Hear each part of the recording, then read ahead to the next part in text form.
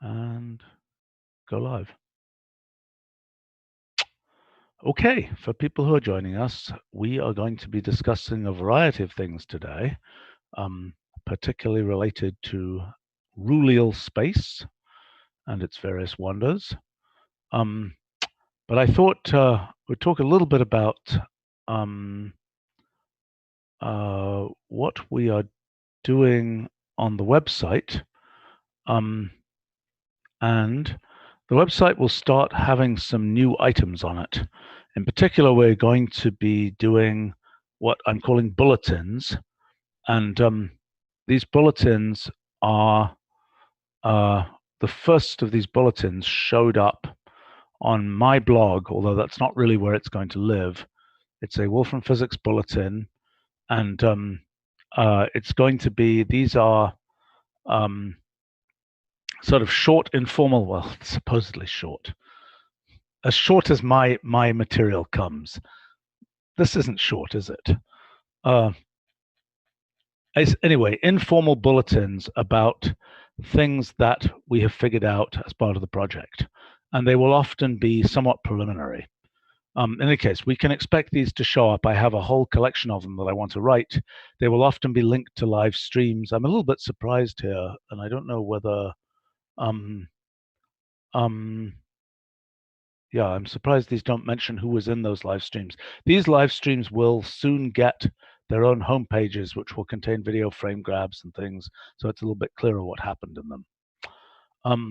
In any case, so my next bulletin probably is going to be about Rulial space, and I am hoping that I can get some help with my homework here as I try to finish this. So let me give you an introduction. I mean, some of these things are things that we have talked about on these live streams before, and this is I think we have Ed and Max here. I think Jonathan will be joining us soon, and I'll just make this somewhat bigger. But so Rulial space, to remind people, is the space. And by the way, we should add that as a spelling word. Did that get? Did that get? Do I have somebody here?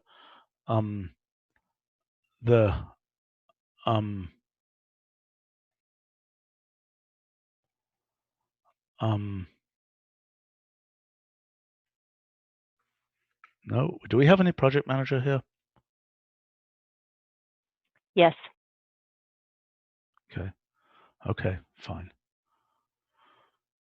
I may yet rename these ultra multi-way graphs. I'm not really happy with that name. Okay, so the idea, this is a Turing machine. We have a deterministic Turing machine that follows the same rule at every step. We have a non-deterministic Turing machine here. And by the way, I really would like to get this picture annotated with whether it followed the left rule or the right rule on these edges. I don't quite know how to do that. I think that's a, yeah, so I rewrote, so this is again a project management issue. I rewrote, Jonathan had written a version of the multi-way Turing machine code. This is a partial rewrite of that code. And we need to make sure that the correct version goes into the function repository. In particular, I updated it to use proper icons here, although there's additional icons for these events that need to be added.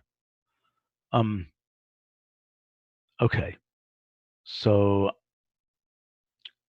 the idea here is, and you need to be, Ed and Max, please pay attention here. The idea here is we are putting in an edge for every transition that can be achieved with any Turing machine rule. Does that make sense? Ed, Yeah. do you understand? Yep. So the first observation is that, yeah, so this is a bug right here that we can't, so the first observation is you don't need a complete Turing machine rule. You only need, Turing machines are very local. You only need to know what's the local configuration. So for each, what should happen is in fact, I need to make some notes about this, but for each position you're in, right?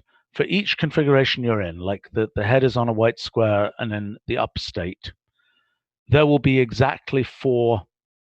Okay, so let me just make a note of this and try and start recording what we're talking about here. So for from each node in the Rulial graph, well, it isn't really, in the Rulial multi-way system, there are, let's see, for each one of these, no, I'm now confused. Yeah, the head is at each state here looks like one of these, right? You understand? So then the question is, how many outgoing edges are there from that state? Do you understand the question? Yeah. So if we really have all possible rules, then the current configuration of both the cell and the head are irrelevant. Because all possible outcomes will occur in some of the rules. That is correct. Yeah, right. So you're saying that for each node there are always basically S times, what's that? 2 because of the number of offsets multiplied by the number of states and the number of colors, right? In fact, it's equal to the number of elements in the rule, right? So it's always that number of we have a question about category theory on the live stream, and I do want to talk about that actually because it's actually relevant to all of this. We are going to talk about category theory because that's another one of these. Go ahead. One thing I'd add is the tape might be also cyclic if you want things to be finite. We're not having cyclic tape. We're having infinite tape here. For now, we're going to have infinite tape.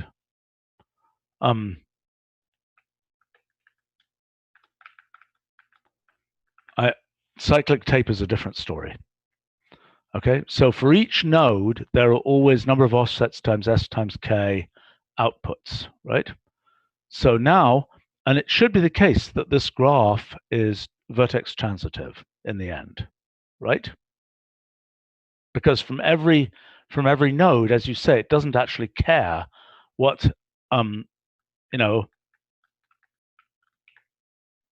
it actually doesn't care about the current state. See what I'm saying? Is that correct? Do you understand what I'm saying? Well, not exactly. It cares about configuration of the tape because it cares about configuration of the tape except for the cell on which the head is. No, it cares in the sense that the node in the graph it's a different node in the graph. So there's a node in the graph. How many nodes are there in the graph? Okay, so number of nodes in graph is equals number of configurations reachable after t steps, right? Given that we're growing the t step graph, and that number of configurations is equal to, assuming that we're going, it's 2 to the t plus 1, right? Is the length of the tape that we've reached, if I'm not mistaken, starting from the center, 2 to the t plus 1, and it's k, the number of colors, to the power 2 to the t plus 1, times, I think it's just times s, right? And I think we have Matthew here, and Matthew probably is on top of this too. Yes, I'm here. Do you agree with this? I'd have to think about it for a minute, but provisionally, yes. Okay. All right. So that should be the number of nodes after t steps. Okay. And each node has this number of successors, right? So, okay, so let's take a look at, so this is the structure of the graph after 3 steps. Okay. And so what I'm looking for is, and there's some other graphs I have here. Come on, wake up. There. These are ones for different. So these cases are already slightly non-trivial. This is a case with S equals 1, only one state for the Turing machine, and 2. And I think this thing is basically going to grow a Boolean n cube. So this is the case where all it's doing. Let's see, what is this doing? This is changing the color of the center cell and moving the head. Oh, this is an S equals 1 example, right? Does that make sense? So it's not changing the state of the head. Okay, so in this case, okay, so even the case where S equals K equals 1, it's completely trivial. It's just a line like this. The overall thing is just a line. For more than 2 states, one gets stuff like this. That's 2 lines. Right. Actually, I should show a case. In fact, I should add this here. The case where we have, like, for example, 3 states, which I would predict should be 3 lines. Should be 3 lines. Let me just make myself a note here, and so that I know to do this. Hold on. Physics Project Tools, annotation. That's for me to look at. Yeah, okay. So, okay, this is the case where there's also a staying still state, and that has these extra connections here, okay? So it's pretty obvious what, oh, this is Turing machines that can move 2 steps. So in this case, it's really obvious what the overall graph looks like. Make sense? Yeah. Okay, so now our next challenge is, what is the overall graph for the case S equals, no, this is the case, oh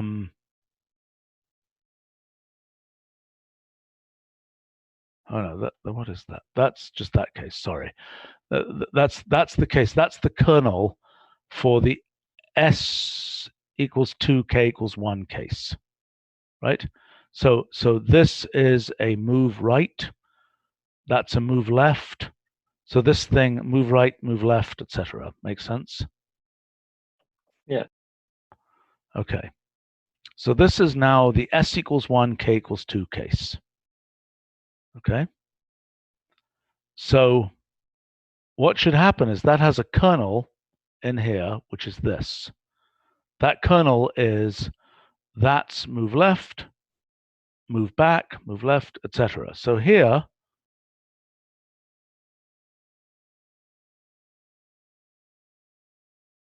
so there's an incoming edge from this.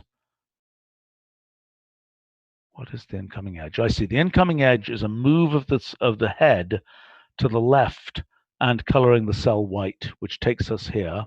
And this is a move to the left and coloring the cell. Yes, right. This is an uncolor. This is a don't color the cell. This is a leave the cell that same color. So I think this is the general kernel. Do you agree? Looks like it. Okay.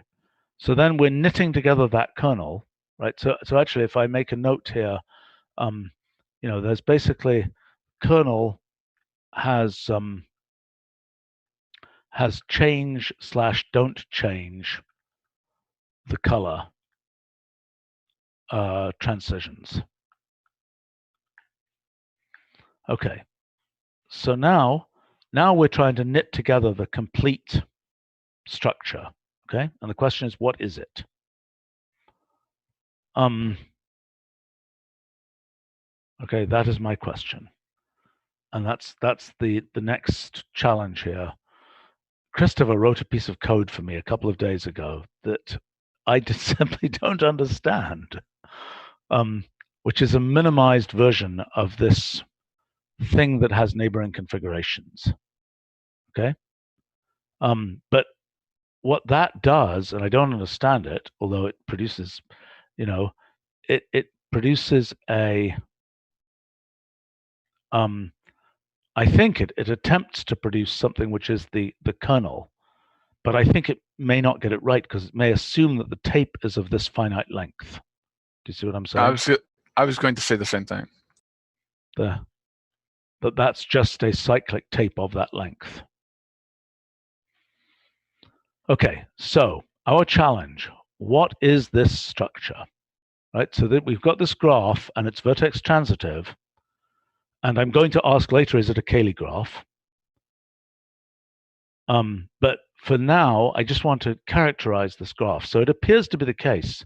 I computed the neighborhoods in this graph, and they aren't super simple, but they converge roughly to the volume of the geodesic ball of radius r is about 2 to the r, although not exactly 2 to the r.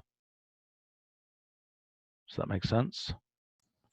So my question is, what is this thing? So we've got this, and we're knitting these together. So how do we think about that? And can we think about it as a Cayley graph of a group? I think it's all possible states for all Turing machines to that form. What do you mean? Basically, you're running all Turing machines on a blank tape, and so this is what's reachable eventually. Yeah. I know. Of course, that's what it is by construction. I mean, in other words, this will eventually stop being supersymmetric, because certain Turing machines will behave differently than others. What? No, because at every step there's a this kernel exists at every. Okay, so hold on a second. Let's take an example here. Okay, so let's say so full graph. Okay, so I claim that around every, let's take this example here. Okay, that is around the blank tape. Okay, so I could as well, instead of having a blank tape here, I could say with t equals 4, so that's 2t plus 1 is 9. So I could as well put, well, let's just do a replace part of that. Let's say, well, let's just do 5 goes to 1. Okay. Okay, so I claim this has exactly the same structure as before. You see what I'm saying? So let's go back there. So I claim that if I look at this kernel, any place on, whatever the colors on the tape are, the same kernel is going to be what you see. Oh, okay, it's basically how many tapes and states are reachable within n steps by any Turing machine of that form. That is correct. Yes, that's right. Right. So right. Okay. So the geodesic volume, geodesic ball, is the set of states reachable by an extreme non-deterministic Turing machine. Right. By extreme non-deterministic, I mean it can do anything at every step. Right. Make sense? Yes? Oh, yeah. Yes. Okay, so we could compute that. I mean, I think this is the answer for the k equals 2. I mean, unless I got this wrong, this is the answer here. Okay, now we might be able to make a more direct computation. I mean, we're going through tons of layers of multi-way code and so on to get to this. We could probably do it more directly, although I'm not sure how important it is. But what I'm trying to understand is, what is this object? Is it an object in hyperbolic space? What is it? Do you understand what I'm saying? That this graph should be the graph of reachable Turing machine configurations, right? Reachable from the blank tape. But this graph is vertex transitive. It's identical everywhere. It doesn't matter whether you start from a blank tape or whether you start from something else. See what I'm saying?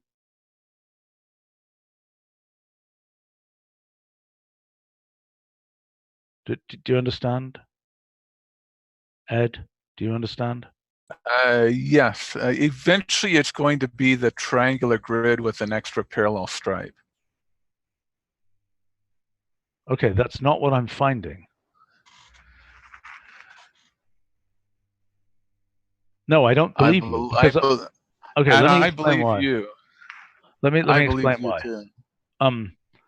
Oh, Z somebody or other is asking why is a geodesic volume instead of a discrete set? Because it is a discrete set, but we're calling it a geodesic volume because it is the volume. We're looking at, starting from a given node, we're looking at the shortest paths. How many nodes can we reach by going such and such a number of steps? And that is the number of nodes reached within that geodesic volume, as in the number of nodes that are less than a certain graph distance away from a given node. I'm going to just answer the category theory question for a second, because we are slowly understanding. Actually, I want to come back to this. What we've understood is that the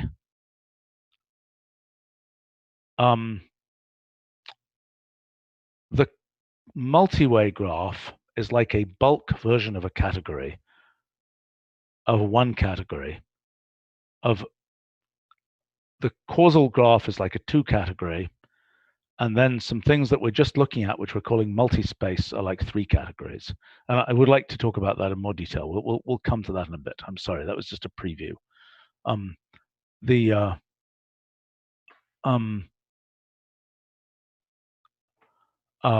So the answer is that there is a relationship to category theory, and we are essentially doing a bulk version of category theory. Normally in category theory, the nodes mean something. They don't for us. They're just, here's another node. But the structure of category theory we can look at, and we can look at groupoids and things like that. And I am very curious what the analog of the infinity groupoid is for us.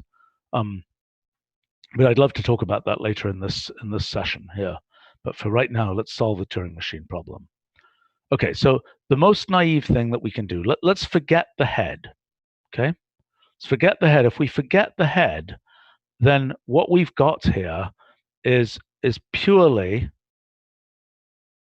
I think, is something where we are just changing its Hamming distance, basically.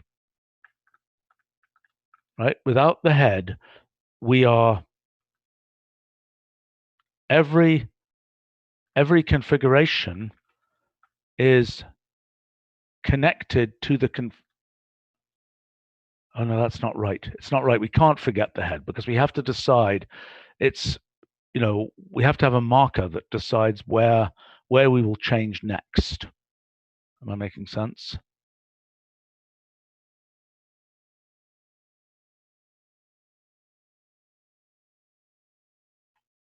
Would you like to look at a larger part of this graph? Is that going to be helpful here? So this is the so let's look at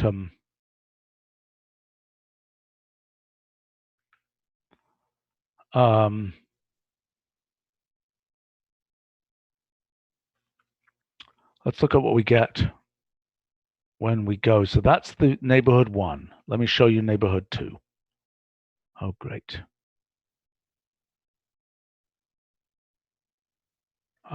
Replace part is not a happy thing. Okay, that is neighborhood 2. Bit hard to understand. So that should be a composition of these things. Am I making sense? Yeah. Mm-hmm. How is that composition working? So the claim is, from every node here, we get a copy of this thing. Here, maybe it's a little easier to understand if I just show the structure.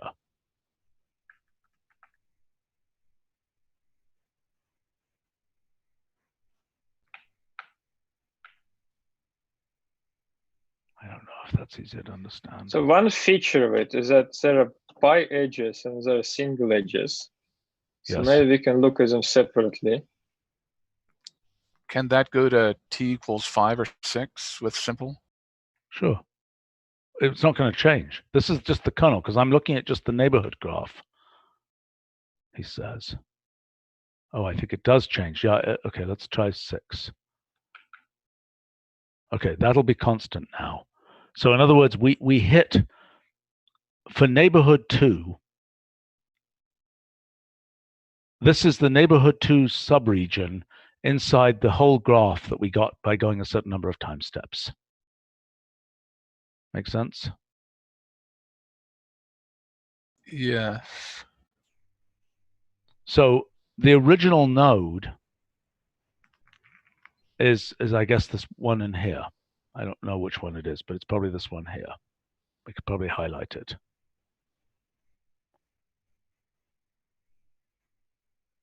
So okay, let's yeah, go ahead. Can you make that a simple graph and see if it's planar? It won't be. You probably want an undirected simple graph. Right. Mm-hmm.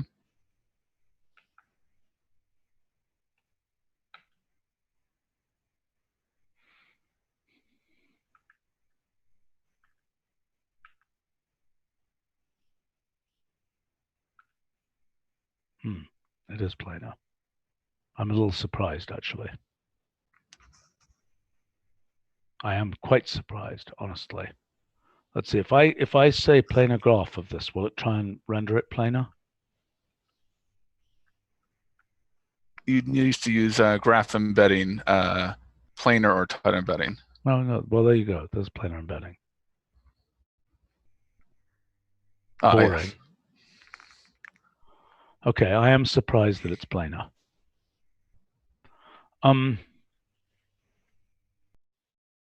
So wait a minute. The suggestion was to look only at the. Okay, so let's look at what we'd get if we ignored writing on the. If we're purely dealing with. That's what we got previously when we were purely dealing. This is the case where we're just dealing with the states and we're not dealing with, right? And if we only deal with the states and we're not dealing with the content of the tape, we're going to get these long stringy things, right? Yeah, so they should be included in this graph. That's true. They should be subgraphs. Right, that's a good point. Right. So I'm wondering if we take them out, we can see of what remains. Maybe it will be easier to understand. Okay, but I claim you can take them out by just setting s equals 1. Is that right? No, how would we take them out? But wait a minute. They represent motion of the head.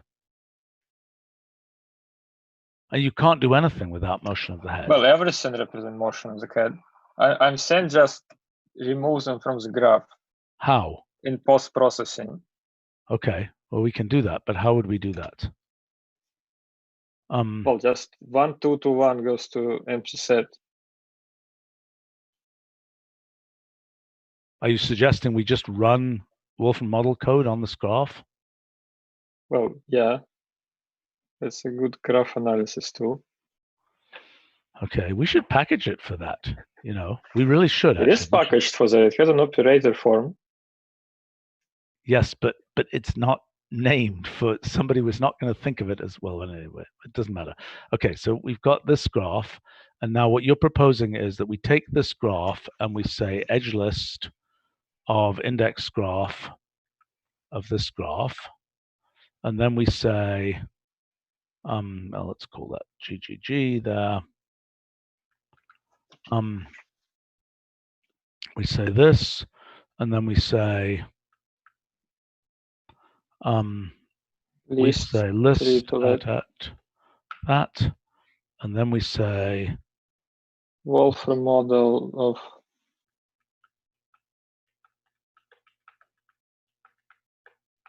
Okay, what are we doing here? 1, 2 to 1 goes to empty set.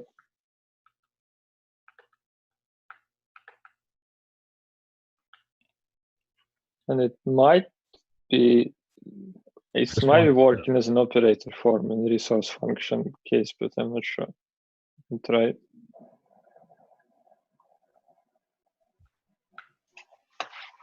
No, it didn't. Okay, it would be good to get that to work. Okay, that one step and then just final state, right? Yeah. Oh, %260.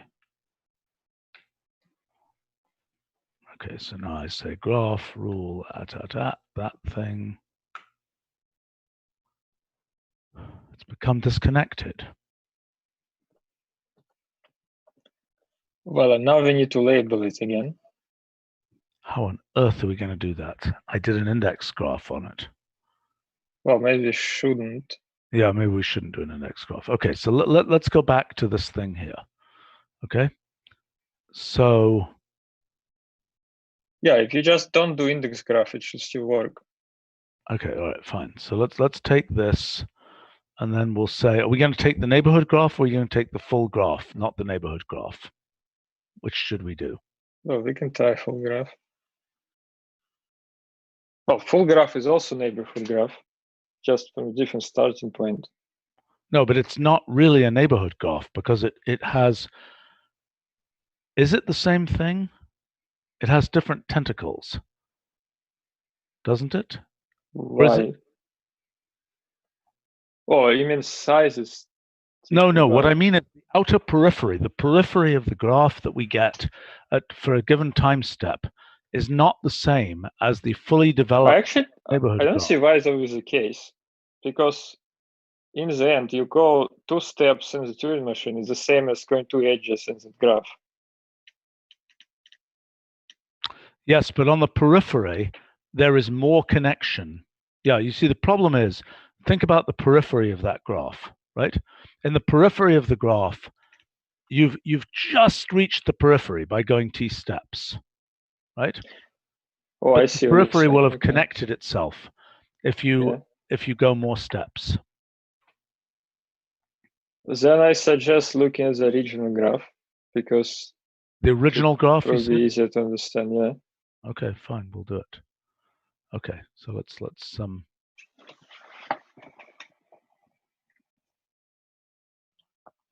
is that? Somebody has.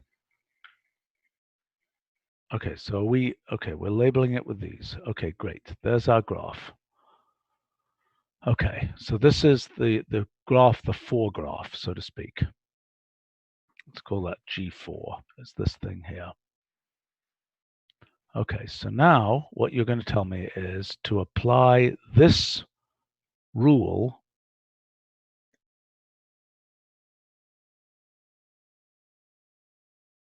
if I use edge list, won't I lose all the information about the vertex labels? Well, I see. The vertex names would stay the same. Yeah, the vertex names are rather messy. Okay, well, whatever. Well, we can just call it in one function so that we don't have to see them. No, but how do we put back? You're saying we can just get the vertex. So Wolfram model can handle arbitrary vertex names. Good. Well, here, these vertex names in a piece of Jonathan code were packaged as strings, which is truly horrendous. But I told him just get it to work, and that was how he got it to work.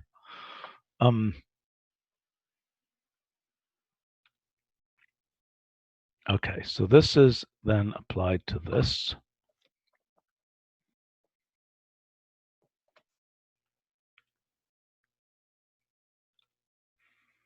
Okay, so now, and then what we want to do is say graph.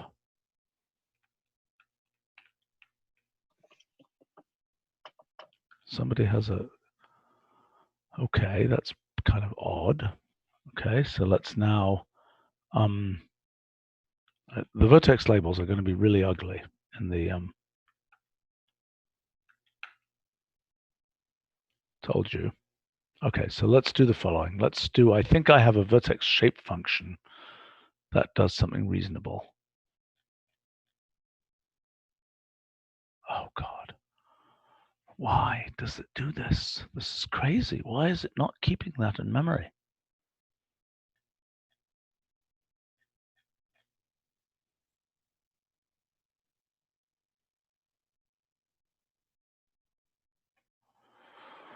Let me see. I thought I had a vertex shape function. Let me search for vertex shape function.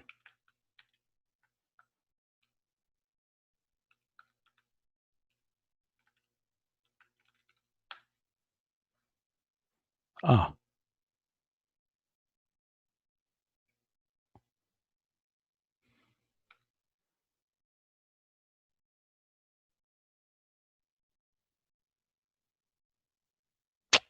Well, that's going to be a little tricky. Okay, so let's do this.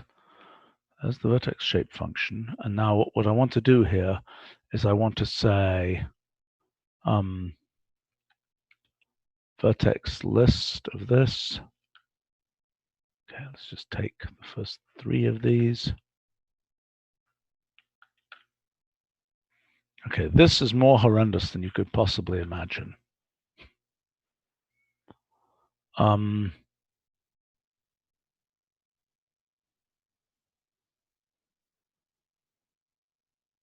Does anybody know how vertex shape functions work? Which one is where? This is, so I think all I need to do is say toExpression there.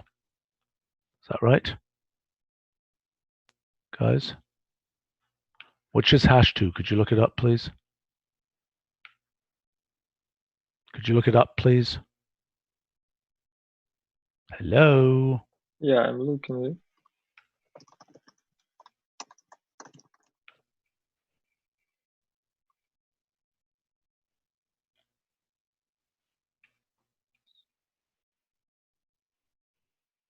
#2 is the vertex name. Okay.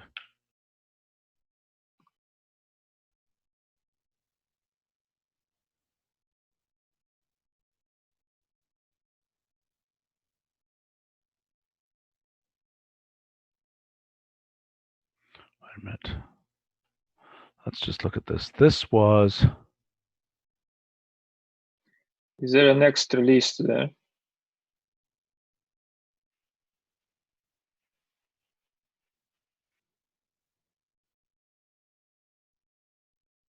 I don't think so, but I think this might be one.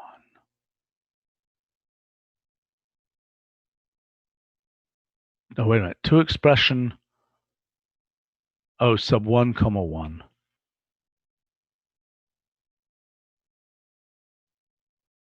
1, 2, actually, there. There we go. All right. So, well, when we do the smaller case of this first. So let's do the case of 3 time steps here. Why did I compute G4? Help! Where did I compute that? This is all irrelevant. Oh, there's G4. There we go. I will start with 2 steps, actually.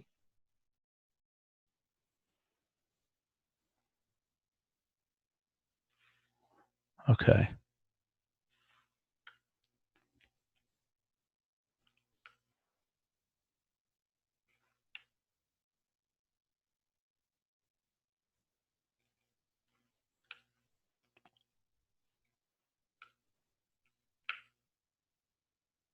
Okay, there's 2 steps.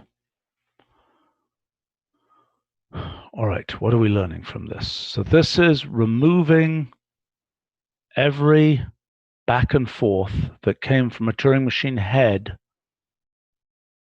What is the back and forth? The back and forth is a head moves, but the head never moves without doing something. Oh no, I see. The head moves without changing color. So this is only cases where the head moves with changing color.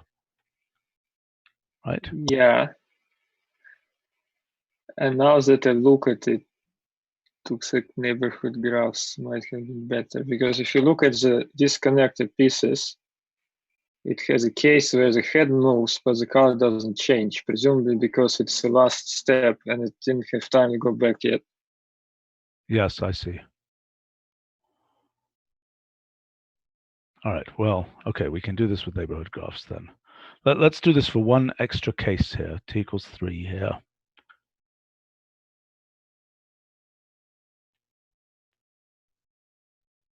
Well, the disconnected pieces are probably irrelevant, but the piece that is relevant is, look here.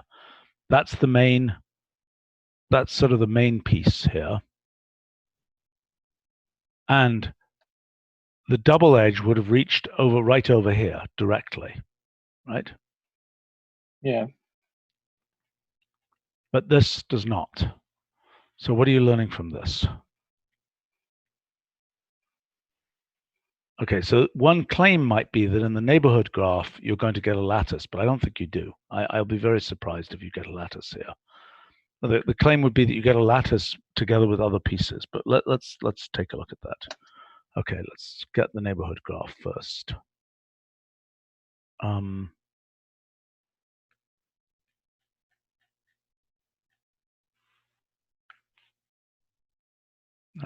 did we put it?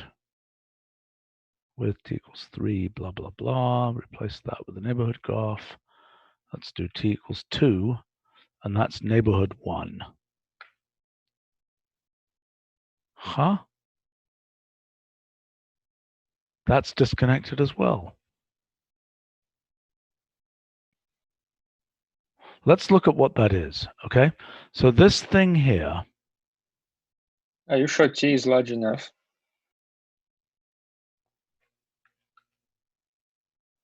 Thank you. Good point.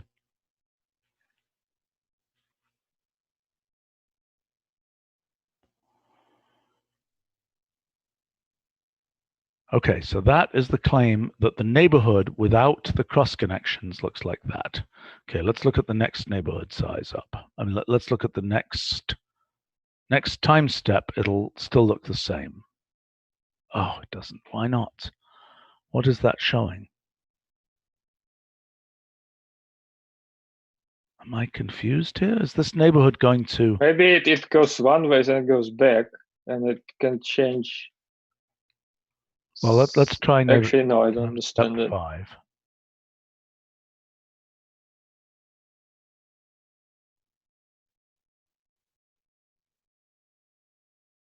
Okay, let me just look at this. So this is neighborhood.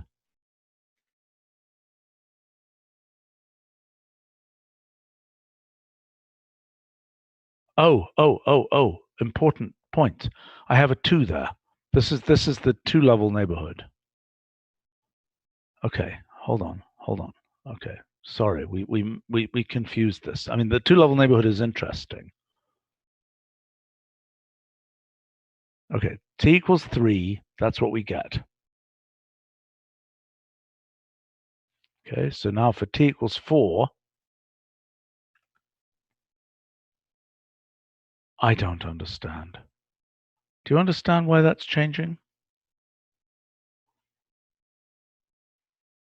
Okay, let's try. Well, I'm sure I can understand it. Can you just show both of them side by side? Okay, so let's say t equals, all right, so let's put that as a hash there, and let's map it over, let's just map it over range up to 4.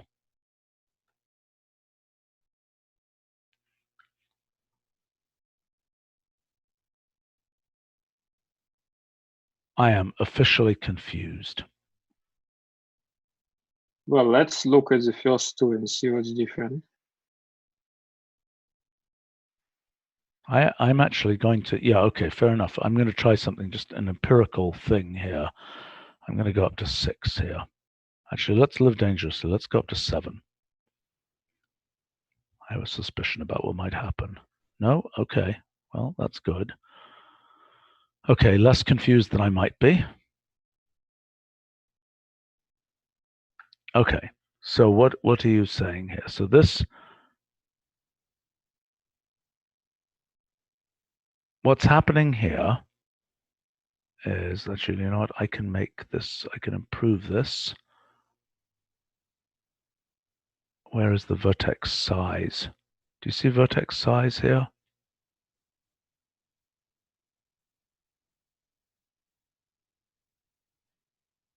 Wow, I don't see a vertex size.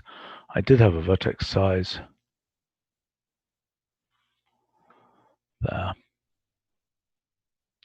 just to make it a little bit easier to see what's going on.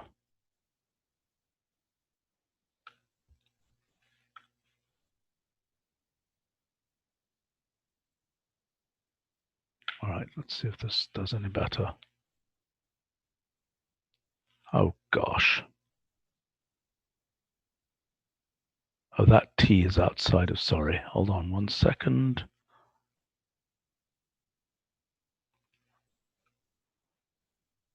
Why is that blue?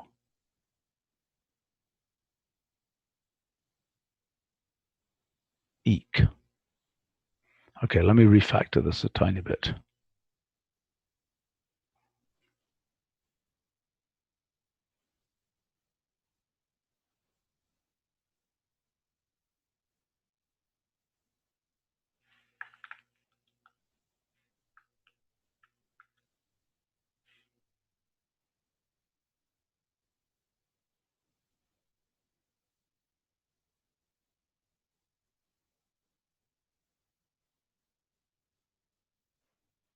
Well, at least let's put it there.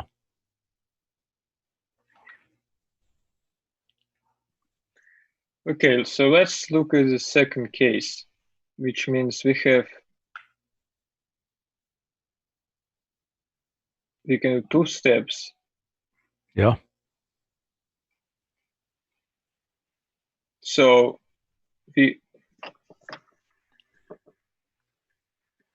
so we can go to the side. Okay, I see. So we removed the bi-directed edges. Yep.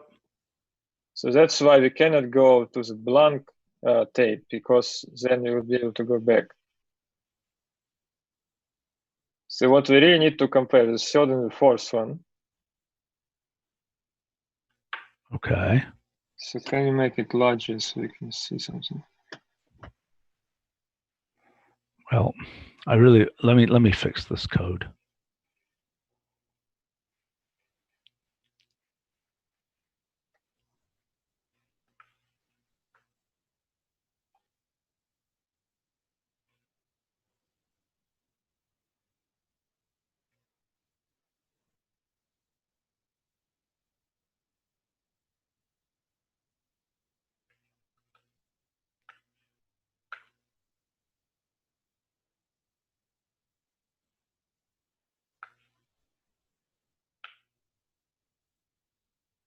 What the heck? There is image size. Maybe we can just increase that. Where's image size? It's not going to help. It's not going to help. Is the vertex shape function? Are you sure?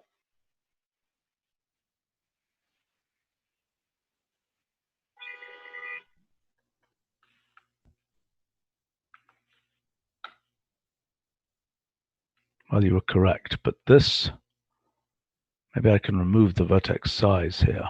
Maybe the vertex size is just confusing it.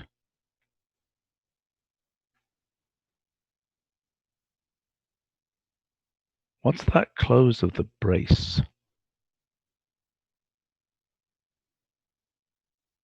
Vertex shape function. Oh, it's just the vertex size. Okay, fine.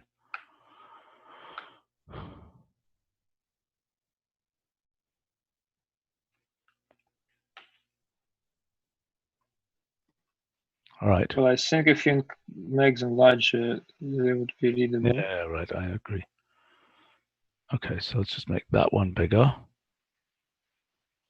Okay, now we can And the one before it as well.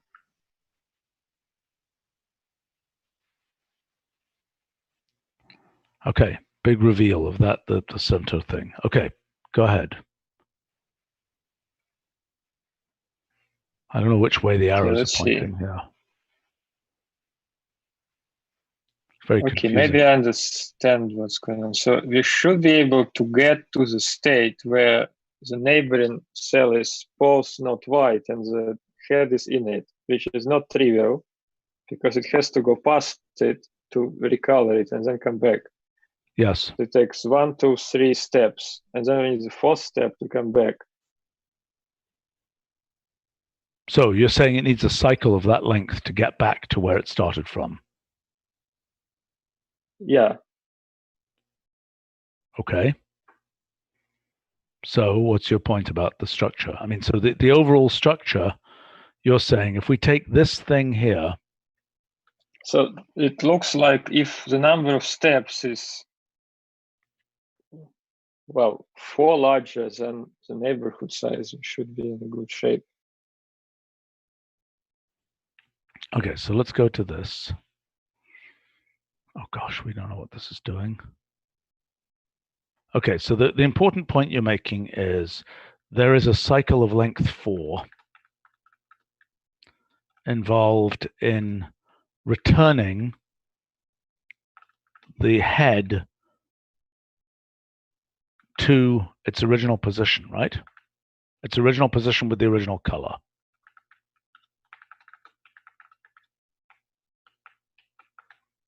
Now that wouldn't be the case if we allowed, I mean, I could rerun this one here to allow the head to stay put, to stay in one position. Okay, so let me do that.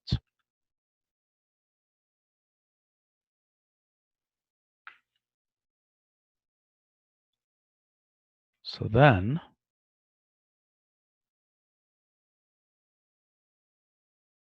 okay, do you understand this? If I allow the head to stay in one position, then it can come back, yes, which means you can never see it. because But the 3rd step, on the other hand, does have cycle of 3 now instead of 4, so that's why it has the whole thing in it. What do you mean? Well, the 3rd state is not the same as the 4th state. I mean, I the see. 3 steps and 4 steps are not the same as far as I can see. Stay stationary, then the cycle length is 3.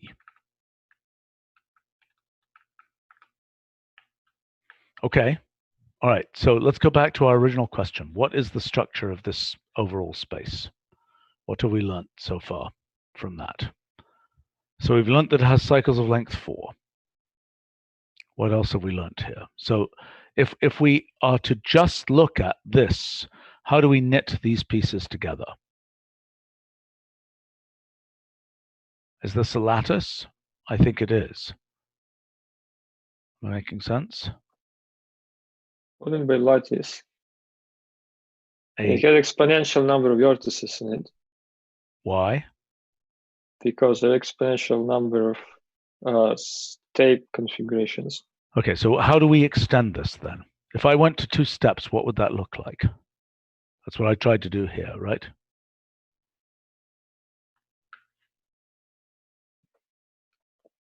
Right, so that's the 2-step version of it. Do you think that's the final state of the 2-step version? You're claiming we have to go to t plus 4. Okay, so that's here. So that would be the final state. Same as the next one, at least. Yeah, it is, right. So that's the final state there.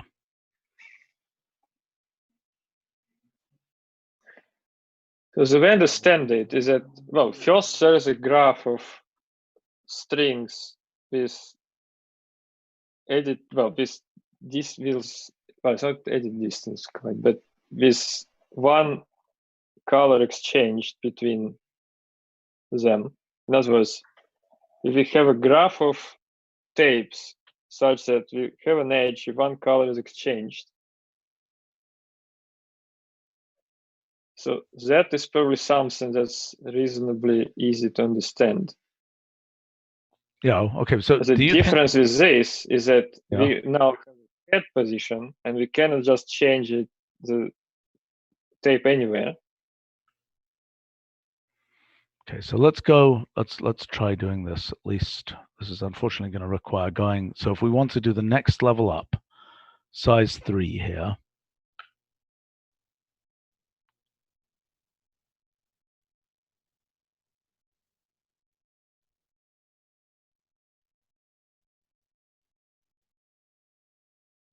Actually, let's get rid of, let's just do the structure.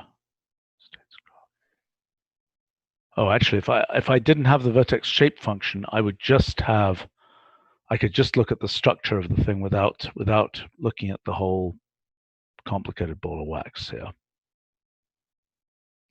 I think if we contract the two-way edges, we would get that graph of tapes with, one element exchanges the time anyway.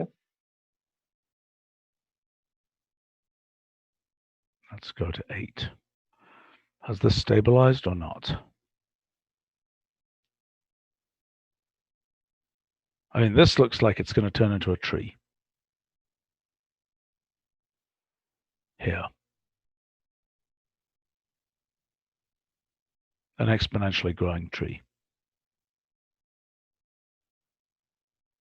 Looks very much like something that could happily live in hyperbolic space. So what are you saying with respect to the contraction thing? So if we contract the two-way edges, then we would get a graph of just different tape states.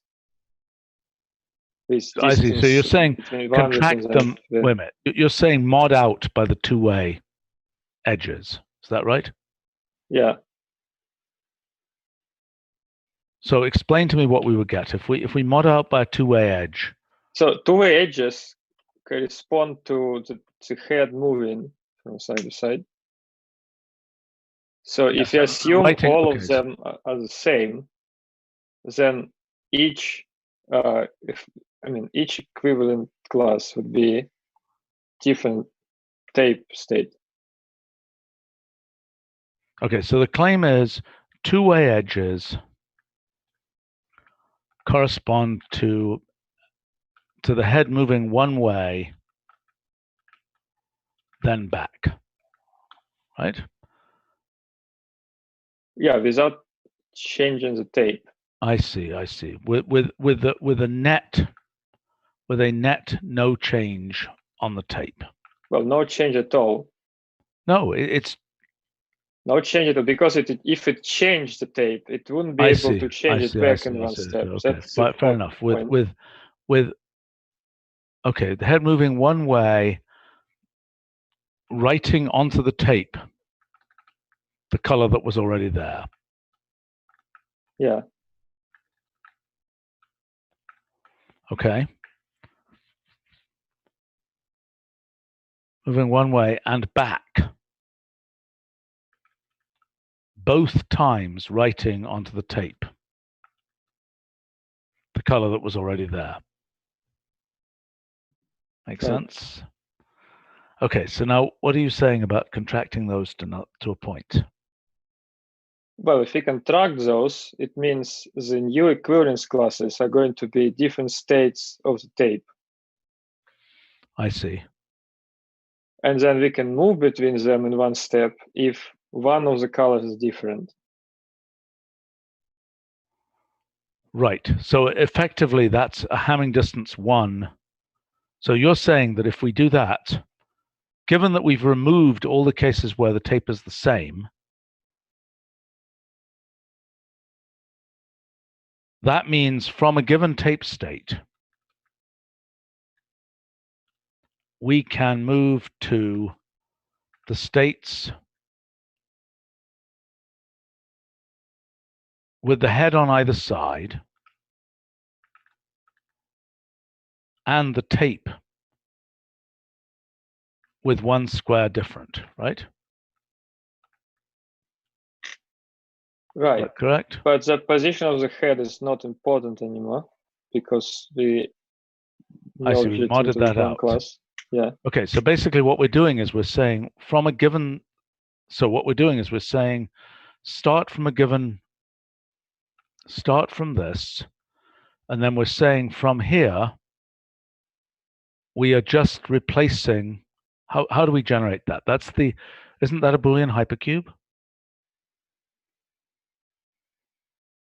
Something where everything is a distance 1 away from. Looks like it.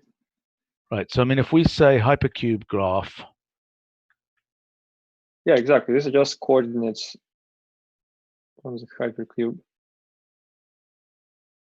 Okay. So if we say, so what we're saying is, so that means that the structure of that graph,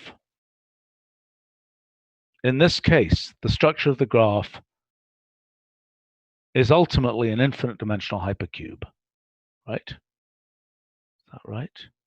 Right. No, it's Well, no, that's nonsense.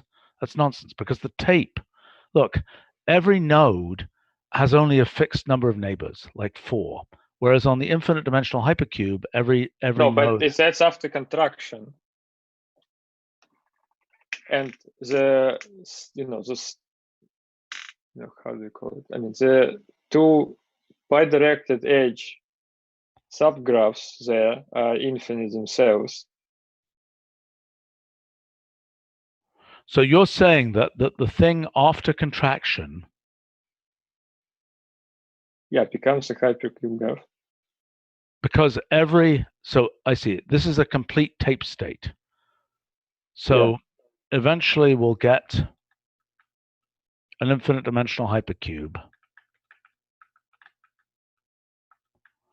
with every node representing a complete tape state joined by an edge corresponding to changing the ith cell, changing to reversing the ith cell, basically. Square on the tape. Okay, so what you're now saying is, so this is the contracted version of the graph. That's an infinite dimensional version of this. Yeah, and now we can imagine each vertex in here is actually an infinite string of the same type as the strings that we had before. Two-way edges, yeah. Okay. And then the edges that go out of this vertex are connected somewhere. I mean, in there. Well, so wait a minute. You're saying that in this, so let's say we pick so this is a 4-dimensional hypercube, so this would correspond to t equals what?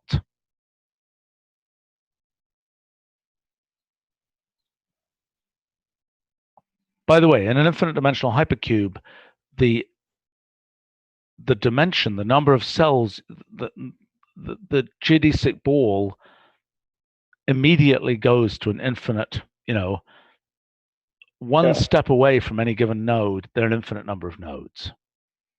Right. Okay, so fine. So if we've modded out by two-way edges, then we get this infinite dimensional hypercube. Okay, let's say we don't mod out by the two-way edges. What do we then get?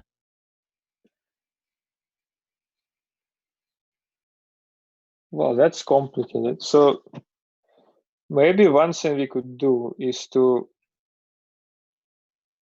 take two vertices in this cube and see how they're connected to each other.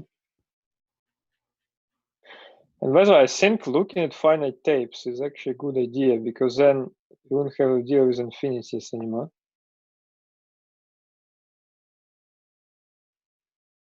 Well, fine. I suspect with finite tapes, this piece of code that Christopher wrote is doing the finite tape case. We can look at finite tapes, but I'm not certain how that's going to help us. But let's, okay. Well, because you'll be able to generate a complete graph. I mean, complete in the sense that to infinity. Yeah, well, but it will be finite because tape is finite. I can tell you that it generates something like this. That's the shape of the space. So is it wrapped around finite? I don't know. Let's try and read the code.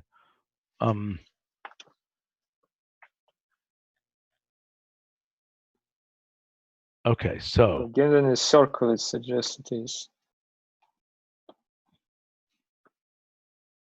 Okay, so the claim here is that this is finding the adjacent configurations. You know what? I rewrote a piece of this code. Hold on a second, so I could understand a little bit better.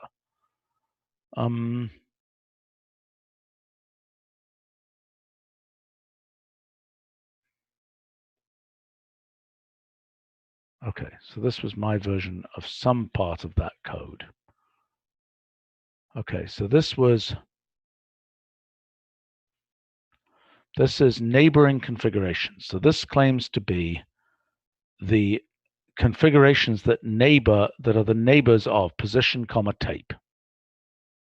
Am I making sense? Now we could do that for states as well. We should probably write this piece of code that will deal with a standard Turing machine configuration, right? So this is S integer, position integer, and tape. Okay. And But actually what's here, wrong with the other code? which other code? The original one in the notebook on the right. One thing I Rulial tried. TM1. One thing I tried is the original code from earlier. It's not planar. What's not planar?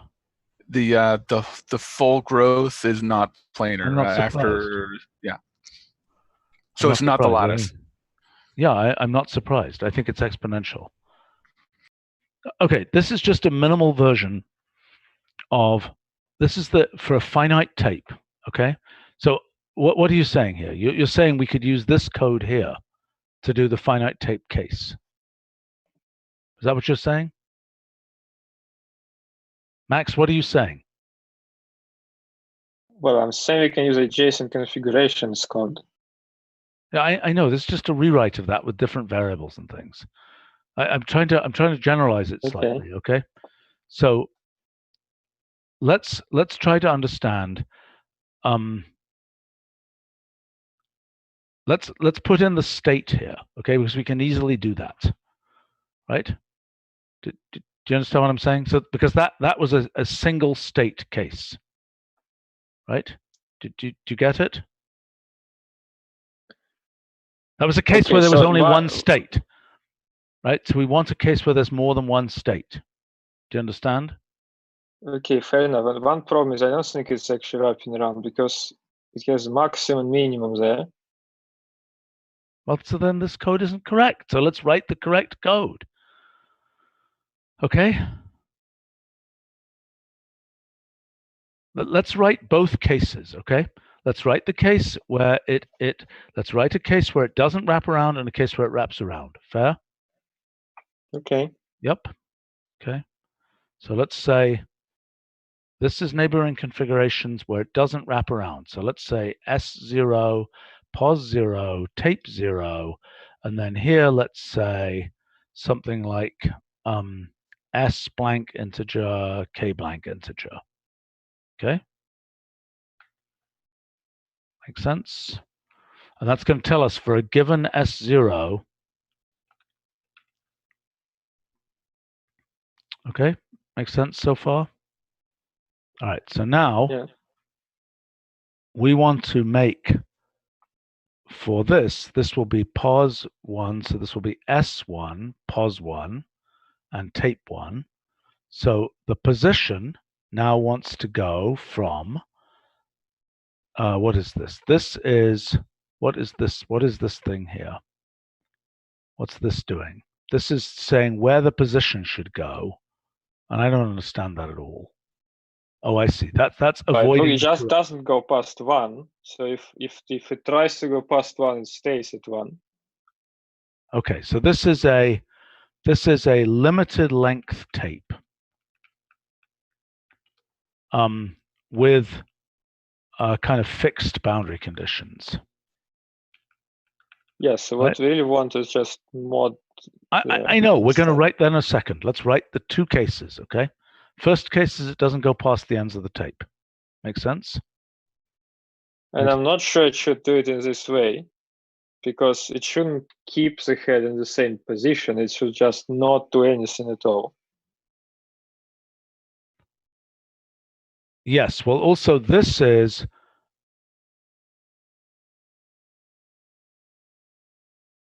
not dealing with. So what I did was I had a list of offsets here.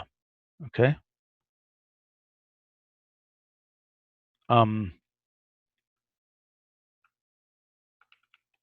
Right. That's how I was doing it. SK and then the offsets. Make sense? Yeah. Okay. So here,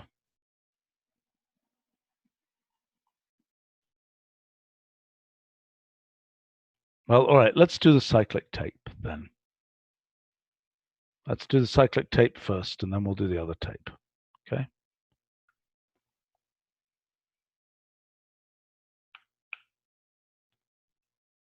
Okay. So pos1 is otherwise known as, it's going to map over each of those offsets, right? It's going to go over the offsets, yes, is that right? And here, for that tape, it is mod pos1, comma, length of tape 0, comma 1. Is that correct? Looks like it. Okay. So now on the tape, we're saying pos0, the new tape, is replace that with any one of those integers, right? Makes sense? Right. Okay, meanwhile, S1 is 0 to S minus 1. Okay, how many catenates do we need here? So this is a table, this is a depth 3 table. Does catenate have a second argument? Not sure.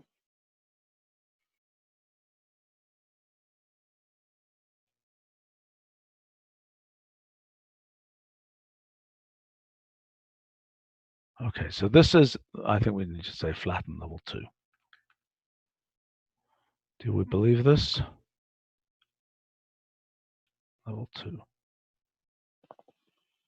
Yes, no, do you agree? Okay, so let's try this now. Whoops. So if I say neighboring configurations of 1, position 4, let's say, tape is table 0, I don't know, position 4 would be 2t plus 1. What would it, if t plus 1 is 4, what length of tape should this be? 7, right? Is that right? Is that right? Do you understand the question?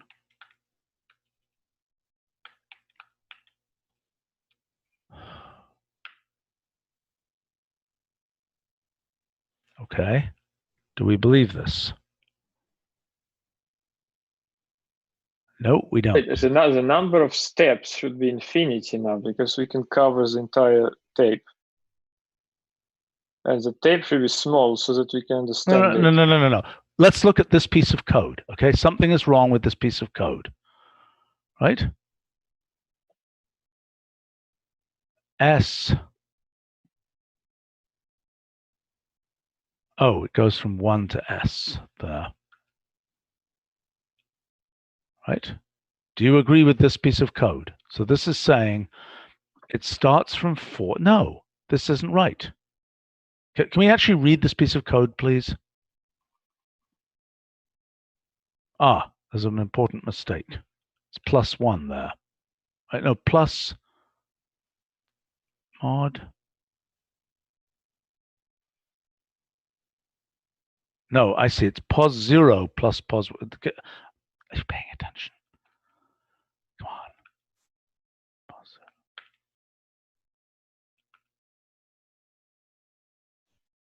That seems right. Do you agree? Looks like it. Okay, so then what we want to do is we're going to nest this, right? Am I right? Hello? Well, we need relations graph.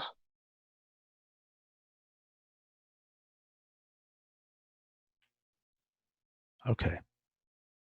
That's what this was doing here. So what we need to do is we need to say, given this, given that starting position,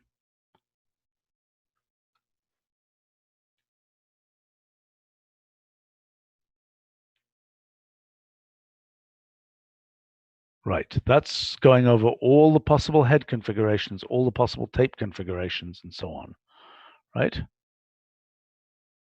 Am I making sense? I think so. Right, and that's the number of time steps there, right? But we don't need the number of time steps. We just have one time step, right? Oh no, that was the number of steps. Yeah. No, never mind, never mind. So then what we need to do is say neighboring configurations of, okay, so it's this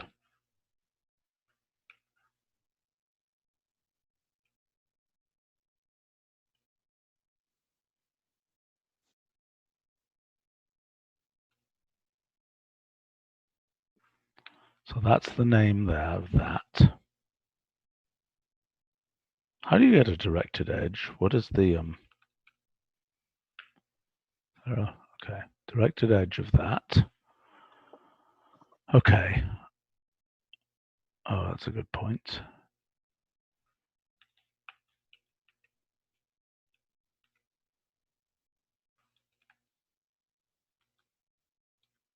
Right, those are catenate. That's all of the right, that's those things. I guess we can just flatten it, yes. Okay, fine. So that's the table there over these things, right? So let's call this TM Rulial, TM NC graph. Bad names, but whatever. S blank, integer, K blank, integer. Okay, then we're going to need the offsets. -1, 1. And we're also going to need the length of the tape. Right? Does that make sense? Yes? Yes. You agree? Yes? Okay.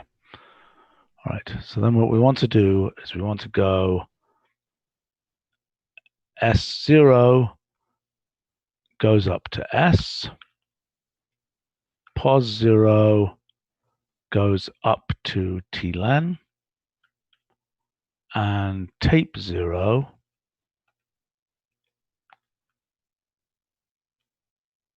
is tuples of range of 0, comma k minus 1, comma tlen. Do you agree?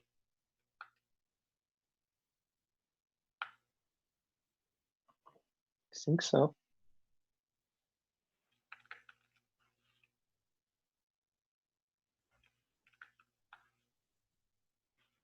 All right, so that should be for a cyclic tape. That should give us the results. Okay, so TMNC graph. Okay, drum roll 5. Now let's say 2, 2. Let's do that.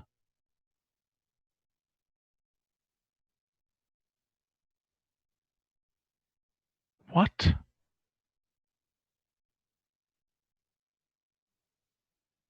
Why did it end up with that?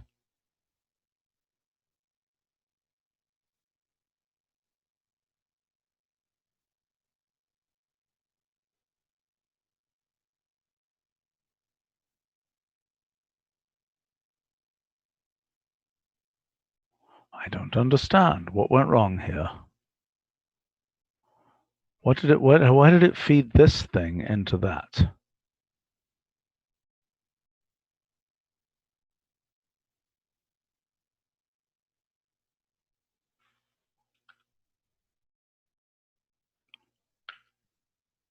that's the neighboring configurations.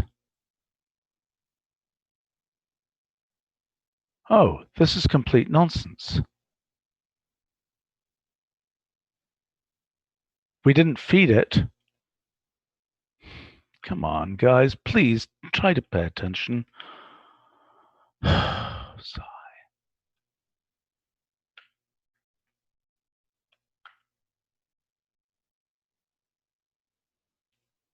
Okay, that's our graph. So let's do a simpler case. Great. All right, let's do an even simpler case. All right, let's do s equals 1. Okay. And now we can use up here the thing we used up here, vertex shape function. If I'm not mistaken. That does look Cayley. Looks very Cayley, yes. Let's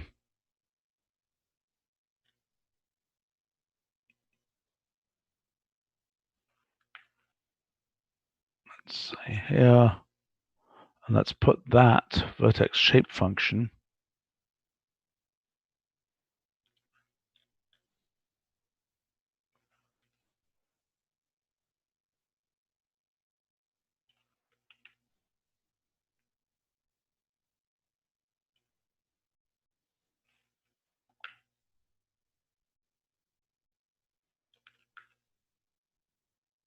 Okay, let's see if we understand this graph. So should we go down? Let's go down to one smaller version of this, okay? Actually, I think it's pretty understandable. Because I mean, you can have a bunch of loops. Why are there edges, so many edges here between those two? Oh, because it can wrap around, right? Yeah, it wraps around. This Yeah, so this one is kind of hard to understand because it's too many edges.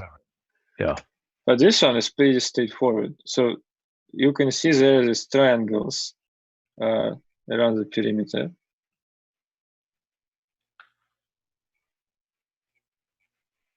Well, I don't think we need 3D here. It's pretty clear there already.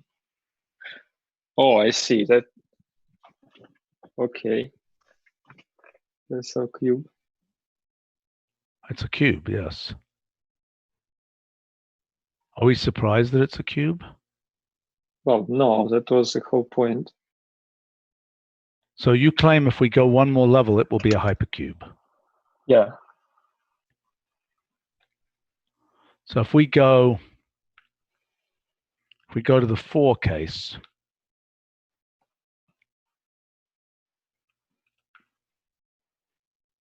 oh my gosh. If we, you might need 3D. Well, I mean, if you're lucky with the layout, it's going to look like hypercube. Okay. I don't know if it does look like a hypercube or not. Well, the problem is it has to actually collapse the double edges, which it might not in this layout. Okay, all right, but fine. But so what are we learning from this? Well, so in each corner of the cube, there is double edges. So the interesting question is how those corners are connected to one another. Because that's the only non-trivial part here we don't understand yet. What do you mean? So we understand each corner within itself, and we understand the cube, but the only thing we don't understand is how corners of the cube are connected to each other. But does this really help us to understand the infinite case? Well, of course, because infinite case is just the infinite, well, it's just larger. Right. I mean, a wrapping around situation is pretty rare, So if we go to infinity, it will almost never happen. Yeah. But so what we're trying to characterize is the structure of the space away from this. I mean, okay, if we can understand this as a Cayley graph, that would help. So can we understand this as a Cayley graph? Why don't we look at what the group operations would be that go, you know, in the two different directions? And by the way, I'd like to see what this looks like if we have an offset, if we allow offset 0 as well.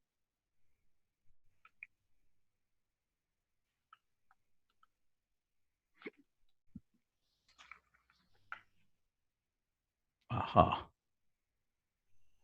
Well, encouragingly, it looks like Christopher's picture, which is good. Okay, so really the offset 0 has basically given us a bunch of self loops, which is what we would expect.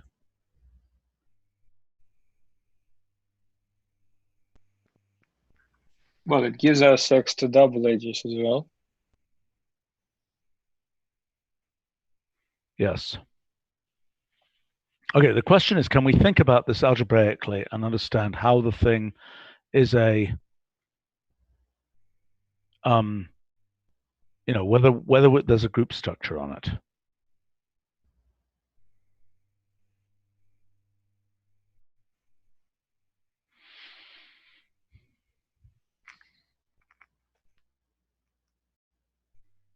We haven't even got to, we're still in the early section here. I wanted to talk about the structure of the causal graph, which is a whole other issue, and then the structure of the Rulial graph in this case.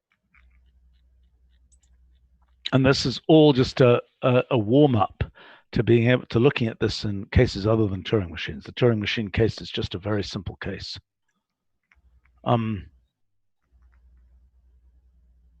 Locally, it might also be the Heisenberg group. I was thinking this looked a bit like the Heisenberg group, the Cayley graph of the Heisenberg group. Can you figure that out, Ed, whether it actually is? Yeah, I'll take a look. I mean, we actually have some code for the Heisenberg group that I used for the, in the technical intro, I had an example of the Heisenberg group. I think, let's see. Can I find the Heisenberg group here? Okay, there's the Heisenberg group. There's the Cayley graph of the Heisenberg group.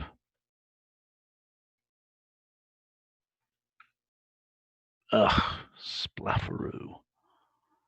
Okay, is this useful, Ed? Do you have this code? Yes. Okay.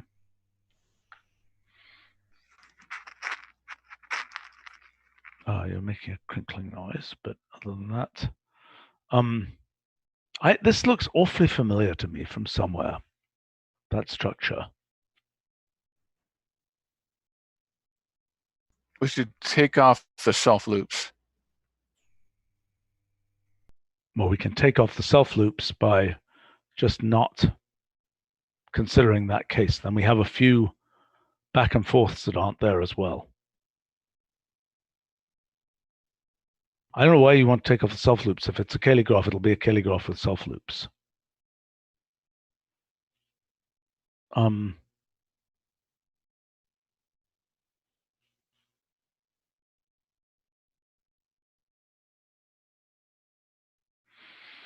Okay. Well, I can address a few of the things that have come up on this live stream. We could talk a bit about category theory. Somebody's reading Ed's paper on geometry and physics. Question is fermions and bosons. I agree, that's a highly interesting question. I think one thought about that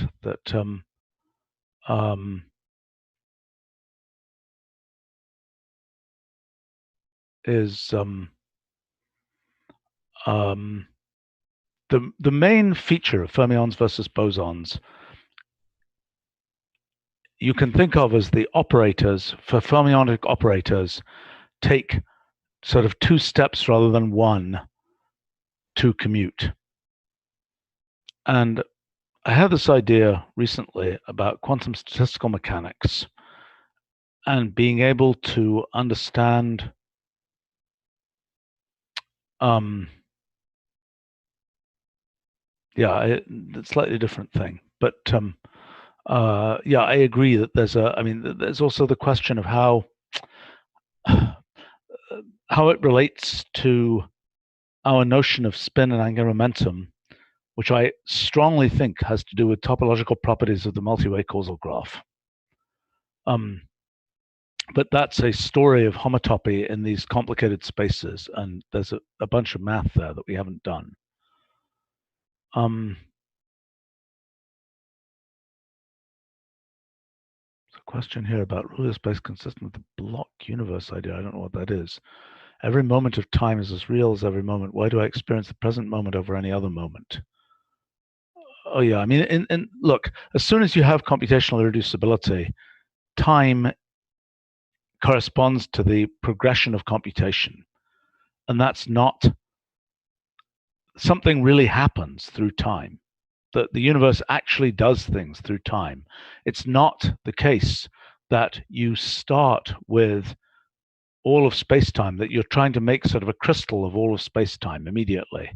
Like in the discussion we were having with Faye Dowker, her point of view is that you try and make a causal set that represents the whole of space-time, and that's what your model is, just immediately generating the whole of space-time.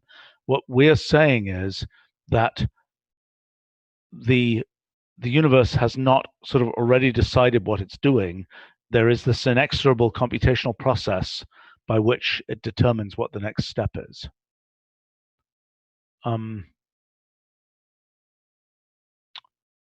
There's a question here from Alexander asking about Weinstein. I assume that's Eric Weinstein, and actually I have it on my list of things to do to chat with him, and I haven't done it yet, so I don't know the answer. I kind of know, he was a student in Oxford with Michael Attier and those guys, I think, and so I have some sense of what that kind of mathematics is, but I don't know any more details. Okay, so let's go back to this, and Ed is thinking about the Heisenberg group. Max, what do you have an idea here for where to go next on this? Well, as I said, we could try to understand how edges of the hypercube are connected. But I don't know what else we would do. Well, I'm not sure that, look, the thing that I'm trying to do is I'm trying to work out, okay, so the first question is it surprising that the structure of this space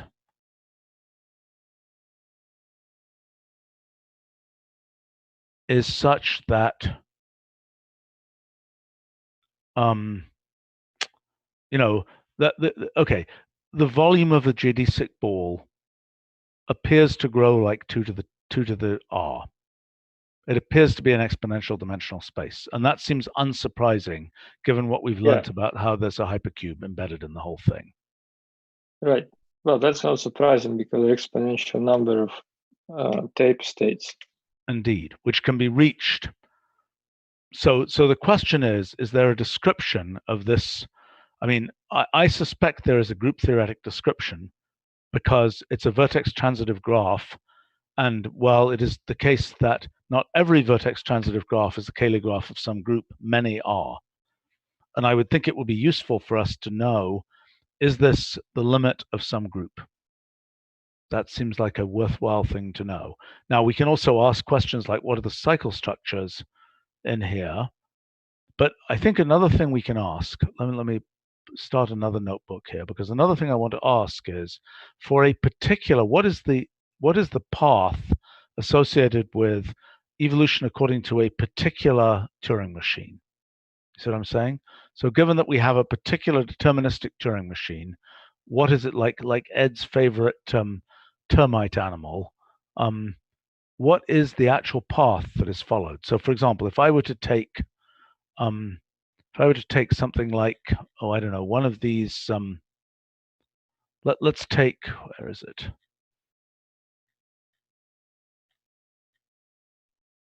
Let's see, what did I compute here? Yeah, okay, so here we go. So this one here, so if I compute this graph, and then I say vertex list, that graph, I'll get all these crazy things.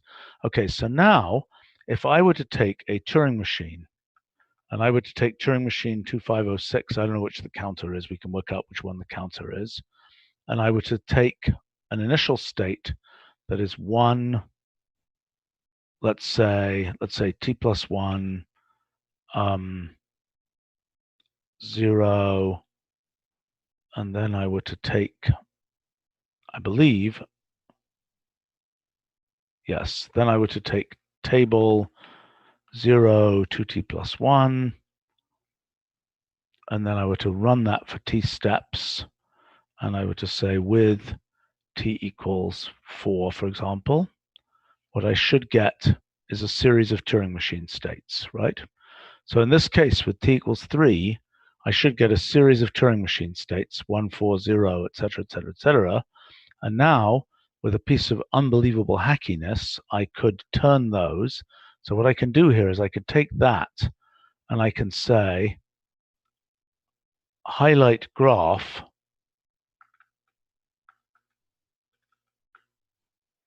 and then I can say,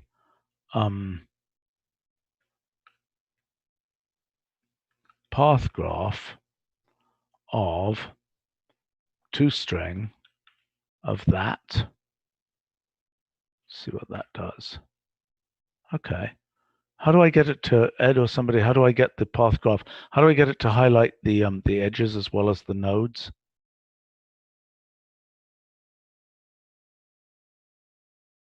How do I get it to, oh, I have to say,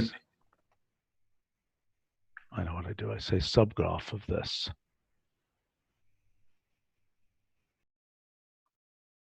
It's weird it's not a subgraph already because path graph should include edges.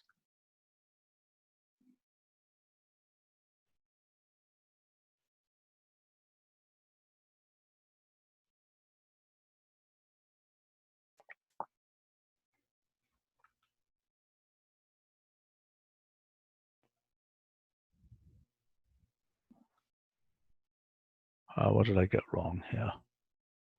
With,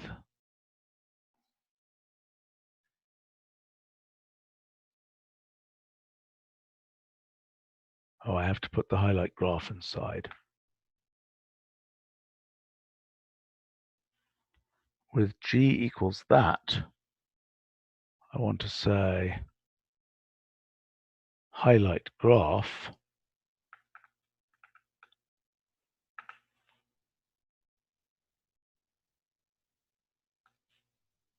what did I get wrong here? Oh, I don't want to say with t equals 3 there.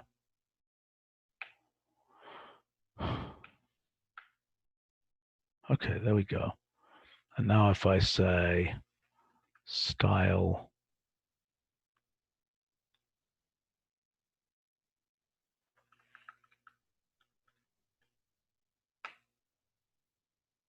okay, so what this is doing is it's showing me for that particular Turing machine, it's showing me what the path associated with that deterministic Turing machine actually is. Does that make sense?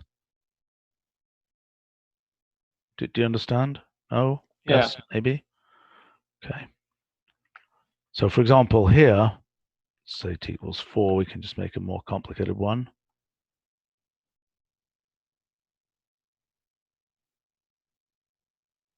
Okay, so this is a path in this Rulial graph of a particular Turing machine. So for example, if we were to have a non-deterministic Turing machine,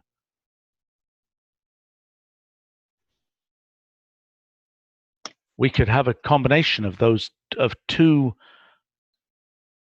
right? So that's one Turing machine, right? So if I were to take the next neighboring Turing machine as well, am I making sense? Yeah. So I think what I would want to do there, how would I do that? I would have two Does highlight graph allow you to have a, okay, so let's say here, I can do this, and I can do that.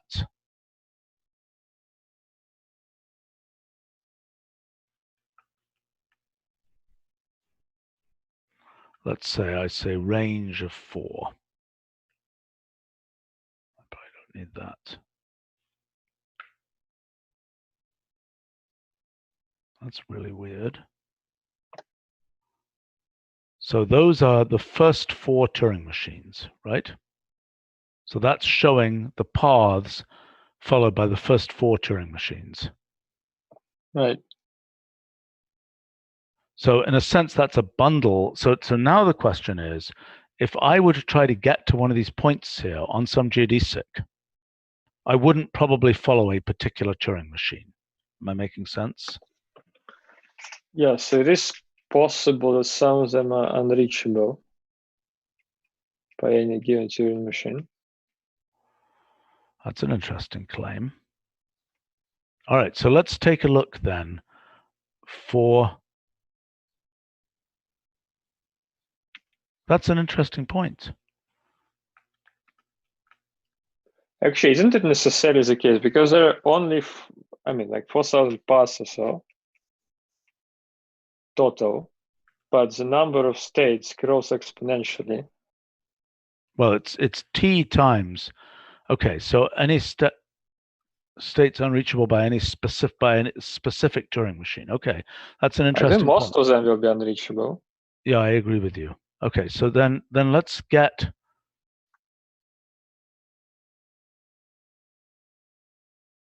Okay, so just for fun,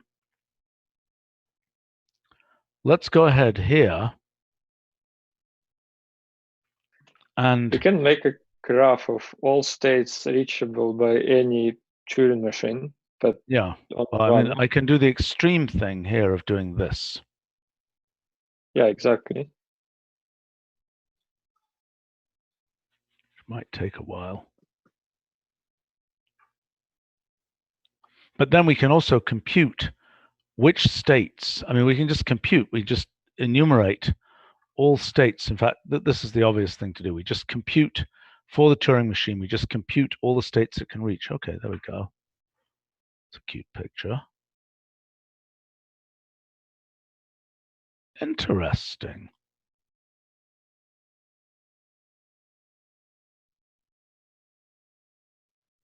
So there are state. Boy, that's interesting. So what does this mean about P versus NP and so on?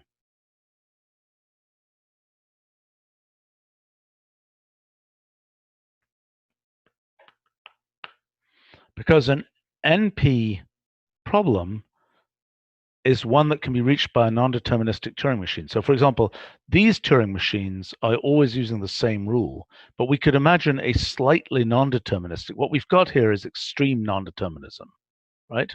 Because we can just do any rule at any step. Oh, the gray graph is? The gray graph is extreme non-determinism. The red graph is total determinism, right? Yeah, we can try partial determinism, which is consider all pairs of Turing machines. Exactly. And see what states can be reached by any pair of Turing machines. Yeah. And then we can find the most unreachable state in this whole thing.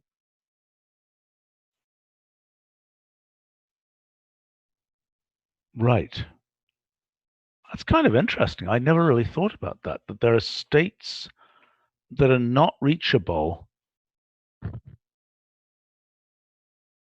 I mean, it's sort of obvious that there are states of the tape.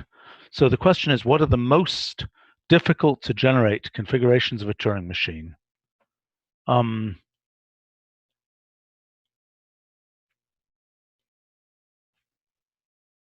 wait a minute. Eventually, you should be able to get to All of them. The sufficient number of Turing machines. With a sufficient number of steps, any universal Turing machine, well, it's not actually guaranteed. With sufficient number of Turing machines, not just states, not just steps. No, a single Turing machine, right? Okay, for example, Ed's counter Turing machine will eventually reach every tape configuration, right? Yes. Do you happen to know the number of the counter Turing machine Oh, no, I don't. Not for 1D.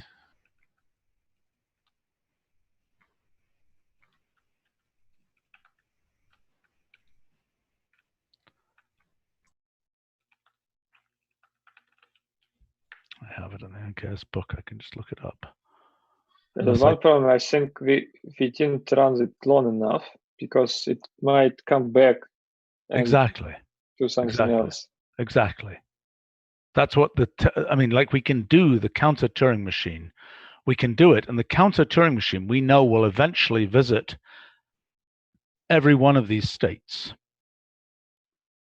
See what I'm saying? But after With this all number head of steps, positions, what's that? with all head positions. Not sure if it's with all head positions. Probably is. No. Yes, it won't reach all of them. Okay, let's find the counter. It will reach every equivalence class.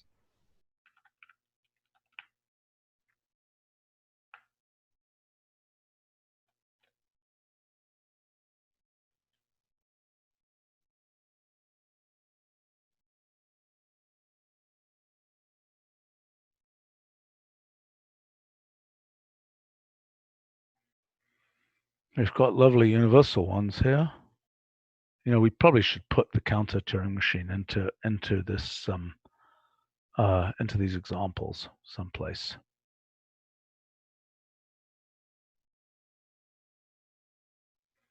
All right, let's see whether I have it in the NKS book. I know I do have a picture of it there.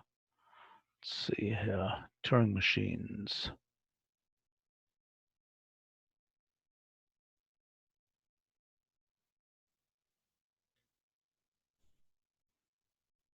There's the counter, F as the counter. And let's see whether I bother to say numbering scheme for Turing machines. Do I have this page? See, it's supposed to be the case. Resources. Growl. I'm pretty sure that for this page, like I have the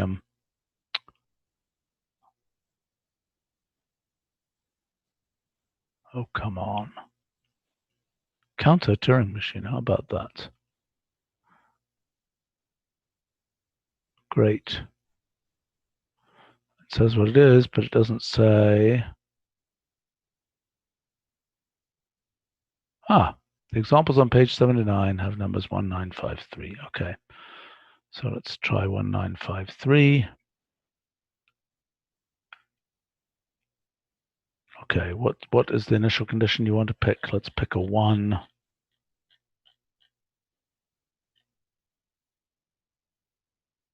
pick something like this.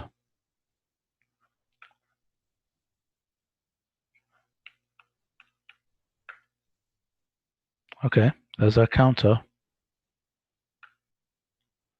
Right?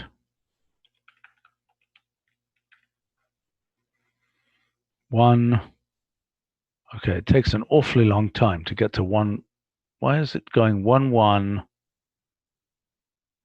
1 0 0? Ed, how does this work? 1 0 0 1 0 1.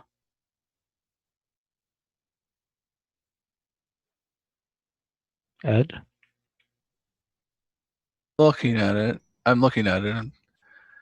I have a description here where its head is at the leftmost position. The colors of the cells correspond to the reverse of the base 2-digit sequence of successive numbers.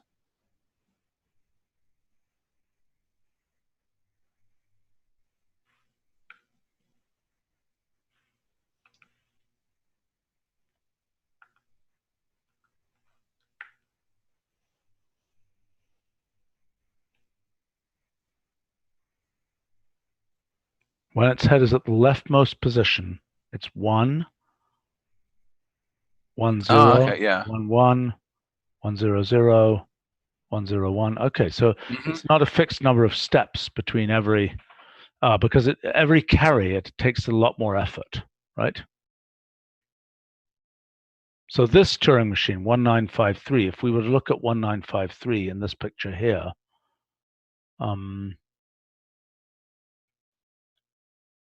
wherever we had it, that one there.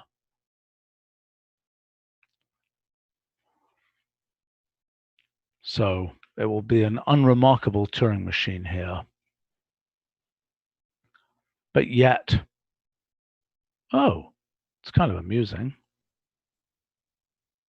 Look at that creature. So it Well, you need to do it circulates. longer. What's that? You need to do it longer. Well, I can. Which one longer? I could do this Turing machine longer, but it may blow out of. Do you see what I'm saying? It may blow out of the region. No, it won't blow out because it's got a very narrow region. All right, let's do 10 steps there.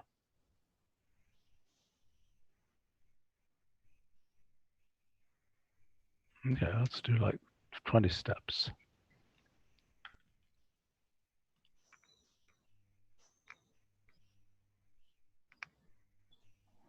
That's amusing.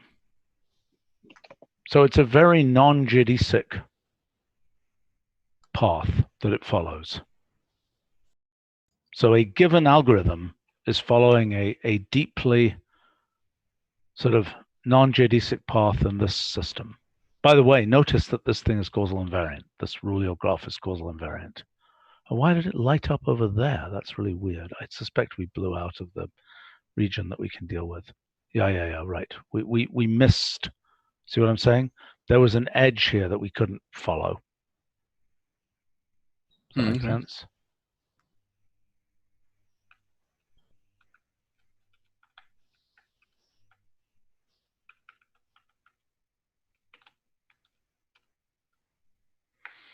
Okay, so that's kind of what an algorithm looks like.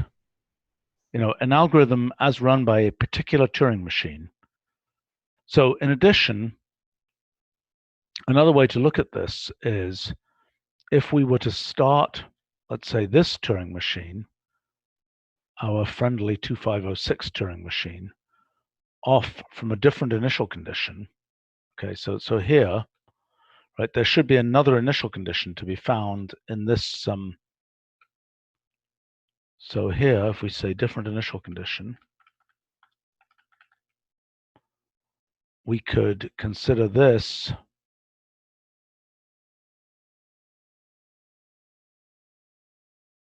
how would we want to do this? Well, which initial conditions will be found there? Certainly one with a single 1. Am I making sense? Do you understand what I'm saying?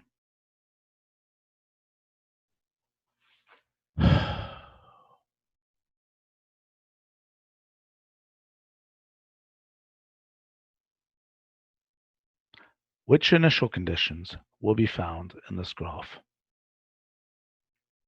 Can you respond?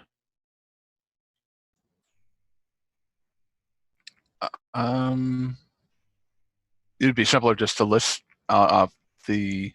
them. You mean the states that we have? Right. Right. Yeah, we could certainly do that. But okay, well, here, look. Let me just let's just make.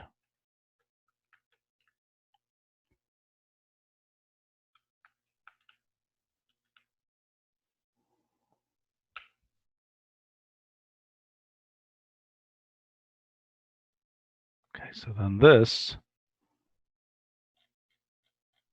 is to be compared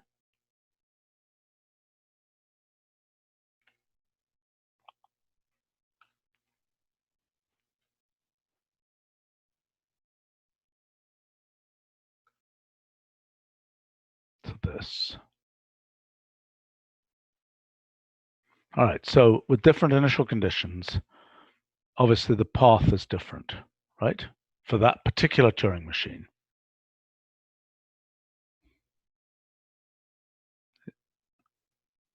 Does that make sense? Mm-hmm. Yeah. Yeah.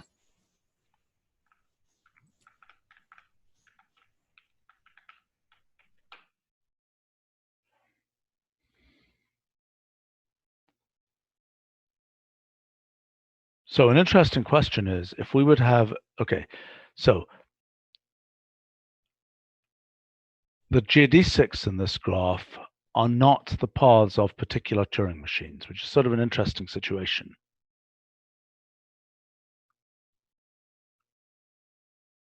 I don't quite understand that. I mean, we're asking the question, in a sense, this picture represents, in some picturesque sense, the set of all possible polynomial time algorithms, where they reach.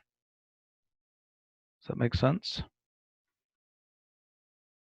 Yeah. This is the set of all algorithms that in t steps, where is the ball reached by all algorithms after t steps?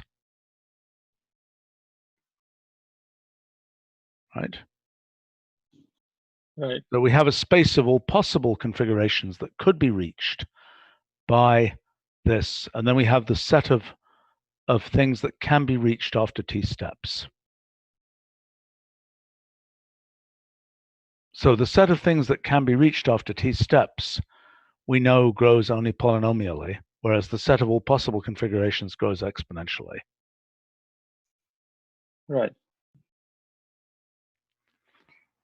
So the question really is, what's the shape?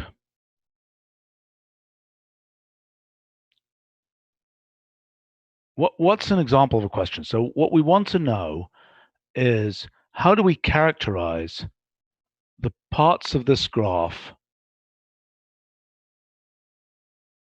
that can and can't be reached? That's the distinction between well, in this particular case, sort of a linear time algorithm. Okay, the growth of this region is the growth of what we can reach in linear time.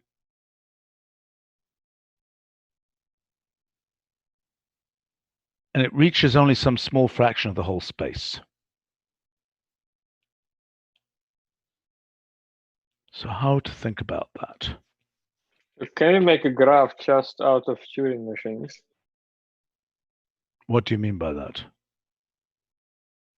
Well, don't plot it as a subgraph, just plot it separately. And so it looks like. Yeah, sure. Yeah, that's a good idea. All right, so we're just looking at the transition function. I mean, it is basically that subgraph, right? Yeah.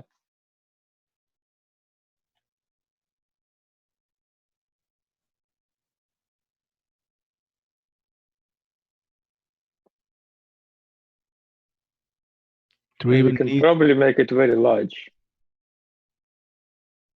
Well, okay, so let's hold on. The pure Turing machine graph, okay, for a given Turing machine, so we need to know for each Turing machine, okay, let's write this code, okay. Okay, so this is the region reached by Turing machines, basically. Region of configuration space reached by deterministic Turing machines.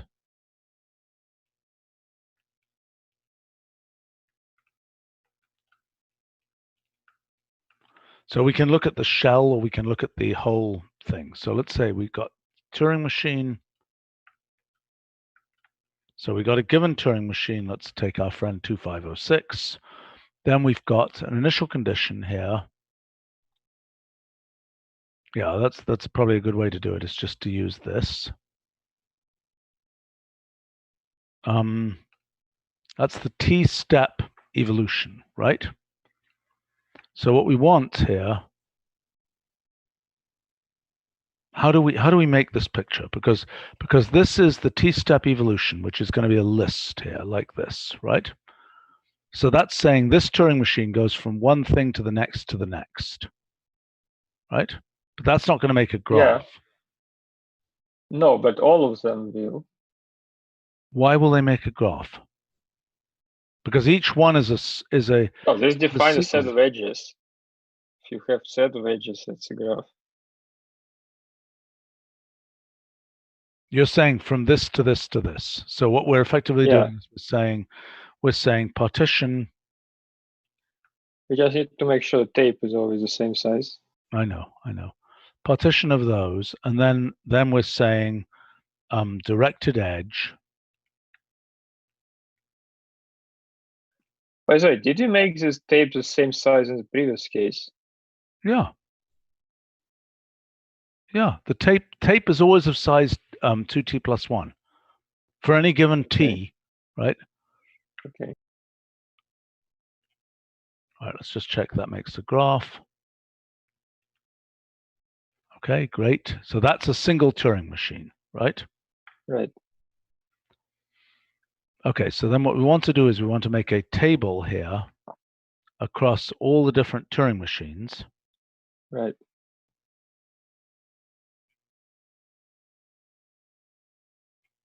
Let's just make a table across like 20 Turing machines just to make sure this is working correctly. And then we flatten that. Okay, that's not very interesting. But I think those Turing They're all machines are actually same. kind of boring Turing machines. So I think these are a more interesting collection. Oh yes, look at that creature. That's more exciting. Okay. Okay. So can we do all of them? Yeah.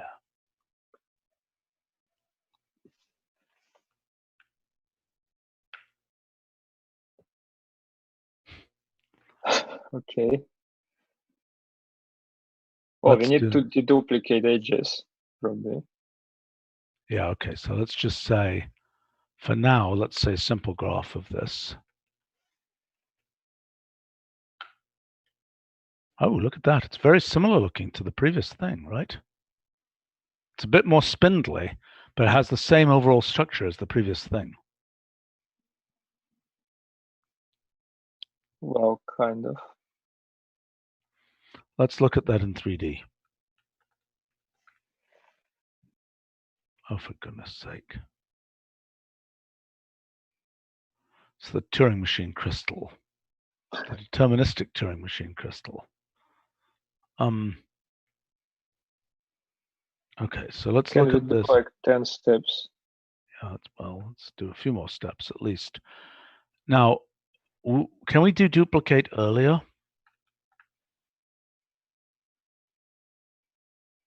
Is there an easier way to deduplicate? Do we need to? I don't know. I don't know how long it's going to take. Okay, so that's the I mean, 5 we steps. should be able to get to 100 steps at least. In a Why? reasonable time. Well, because it's linear time to emulate Turing machines, and we have 4,000 of them. So one So time I could just do other. this in parallel, couldn't I? I could compute if there's anything that's slow, I could compute it. Okay. Look at that creature. What the heck is that thing? That is a bizarre object.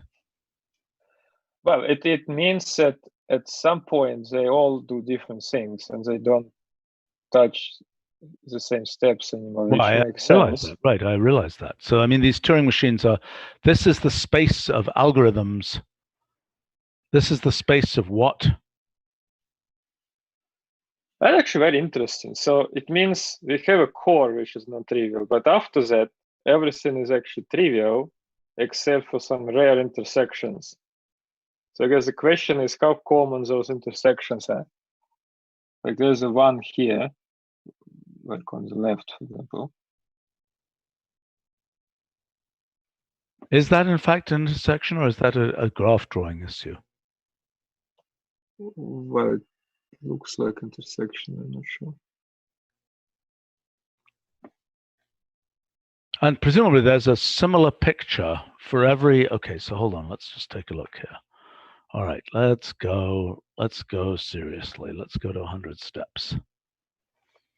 Okay, so the question is this going to be, I mean, I think that there's going to be a whole bunch of Turing machines that just like zoom out because they're really doing their thing and it's nothing to do with anybody else's thing. Great. Yeah.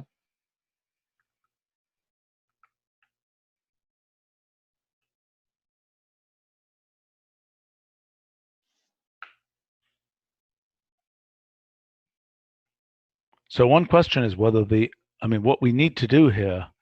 Oh, look, there's the Turing, there's the little Turing sea creature. What a weird creature. What Wait, the do heck they is split at some point? What If you the look heck at the is top, happening there? What is that? What is that? Is that a graph drawing artifact or is that something real? I'm not sure. So look at the one at the top, for example. It looks Yeah, like I see that. I it see that. I see split it. at some point, which seems very unlikely. Seems very unlikely. I mean, many of these seem to split like that. Can you do a neighborhood graph starting from a point at the top there? Yes, but let's I'm not sure how first to of all, find that exactly. hey, splat on the windshield of a spaceship. Yeah, that's about the level of this. What we're seeing is the space of all possible algorithms here, never seen before. It's one of those. Okay, let's just look here.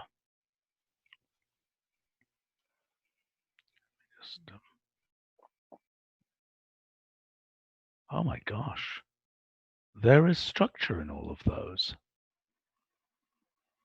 There's structure there.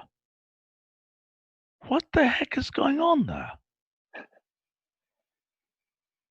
And why does it have these weird little spindly things? Is that because, maybe that's because the spring electrical embedding hasn't run long enough? Is there a way of changing the parameters so it runs longer?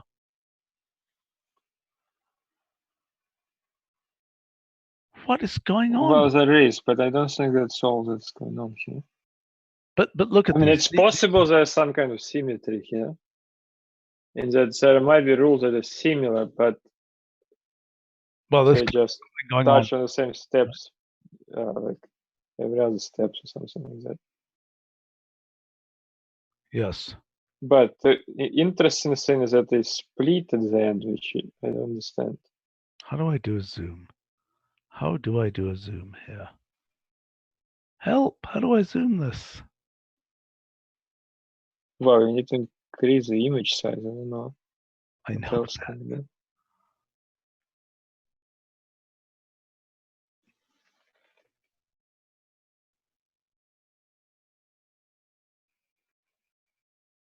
It is surprising that after whatever it is, that this has never been seen before, even though Turing machines have not been, they've been around for a while.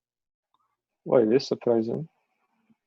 Are you sure people didn't look at this? I'm sure they didn't look at it because I've looked. I mean, I've looked at a bunch of things with.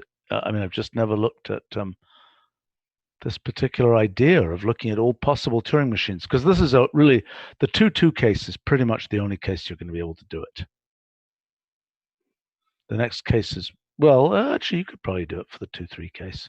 See, what's interesting in the 2-3 case is, we know that there's a universal Turing machine in the 2-3 case.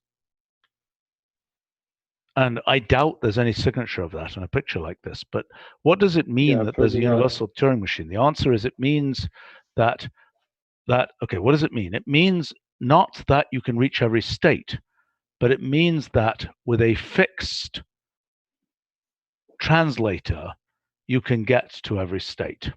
What is a fixed translator? A fixed translator in this graph is, what the heck is it? It's some,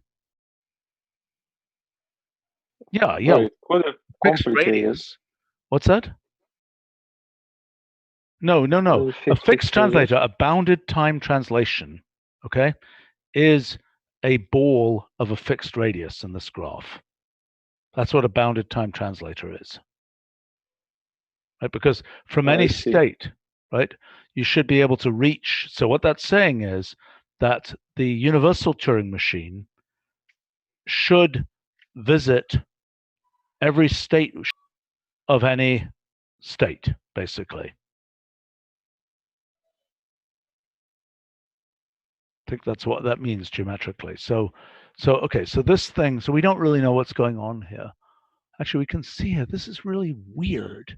I mean, there clearly are multiple edges here, including one that didn't make it quite as far out. Yeah, that might be why they split. Yeah.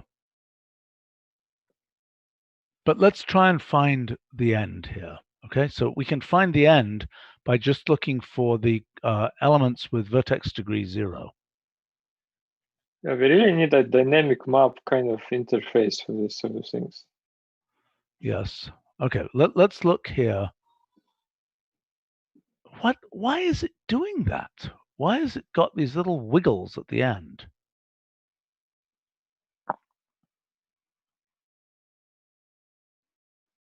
Okay, so first question is, let's look at the growth rate from the center here, right? What is that initial thing? So that initial thing is this edge, right? So what we want to know, with t equals 100,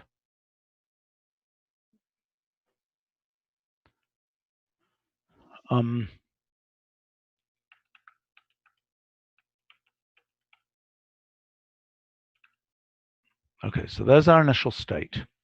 So what we're asking for is the growth rate away from that initial state as we go outwards here, right?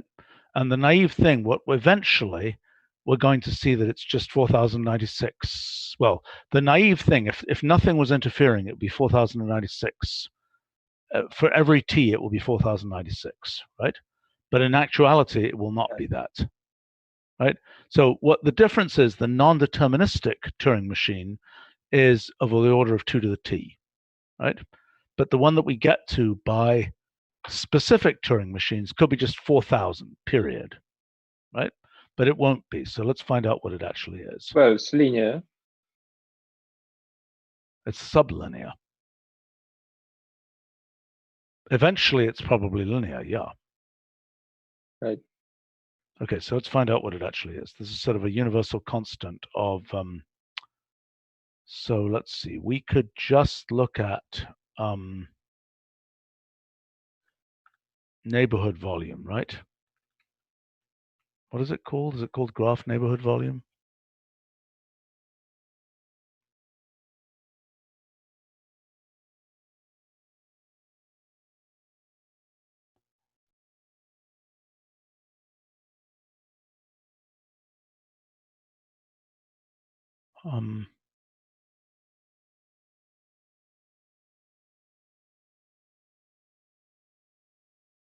Let's see, where is this?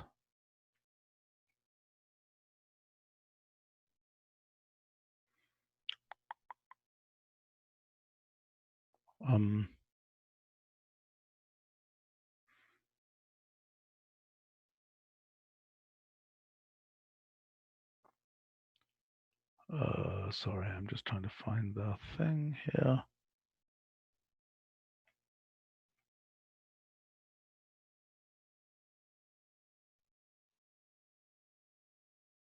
Graph neighborhood volumes.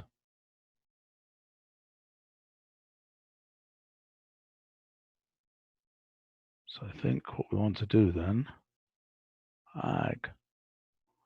graph neighborhood volumes should start from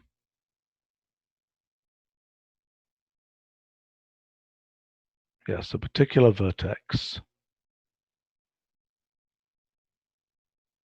So that would be percent 352. We're living a little dangerously here, and I have a bad feeling that this isn't going to work because this thing is a list. But let's just see. I put that in a list, whether that will help it.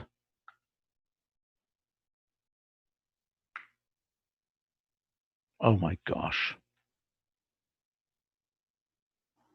This is not obviously a win to parallelize this. Starting from a single point, why does it need to parallelize it?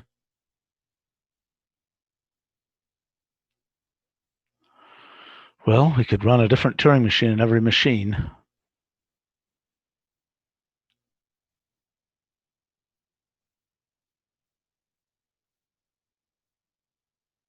Oh. Okay, so that claims, do you understand this? How can it be bigger than 4096? Because the total number of states, not the boundary size. Yeah. Can you do differences of it? Right.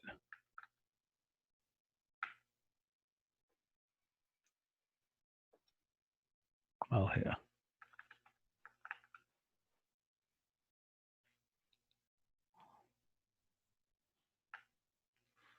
Well, I want to just see what this thing looks like. Okay, so that tells us that's a very interesting curve. That's telling us the number of distinct states, but I agree that the differences are more interesting.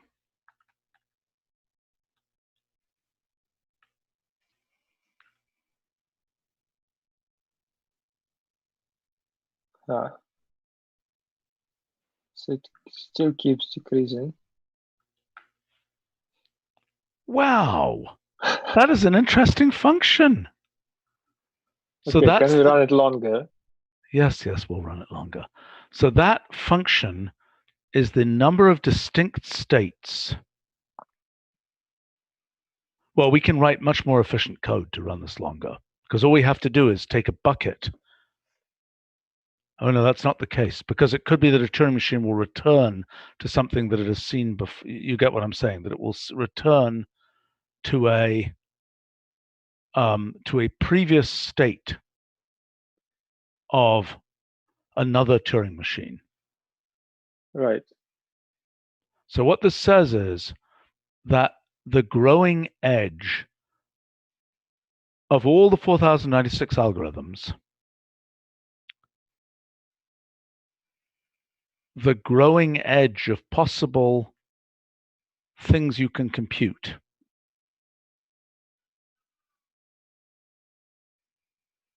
I wonder what this will look like when there's a universal Turing machine in the mix, whether it will be visibly different or not. My guess is not. But we can look at the 2-3 Turing machines. How many 2-3 Turing machines are there? They're like 200,000 or something? Bet Matthew knows the answer to that.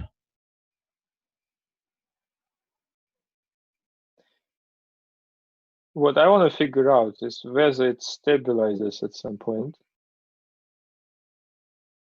Right, or whether it keeps going down. And keeps oscillating. All right, let's take a look here. And with your machines, we should be, in principle, be able to run it for like 10,000 steps. Okay, how would you suggest parallelizing? Should I do a parallel table here? Let's see. Well, that would probably help. All right. Yeah. Good. Assuming collection is not that long. Let's see how long it takes. Let's just do 50 here. And then let's do the simple graph. And then let's do all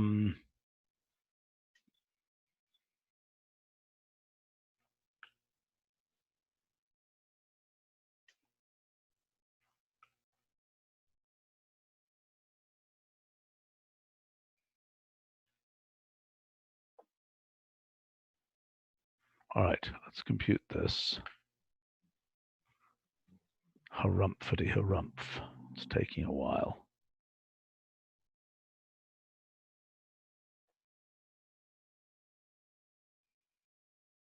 Oh, it's because it was rendering. It's silly me. Okay, probably took most of that time in rendering. Okay, let's redo this.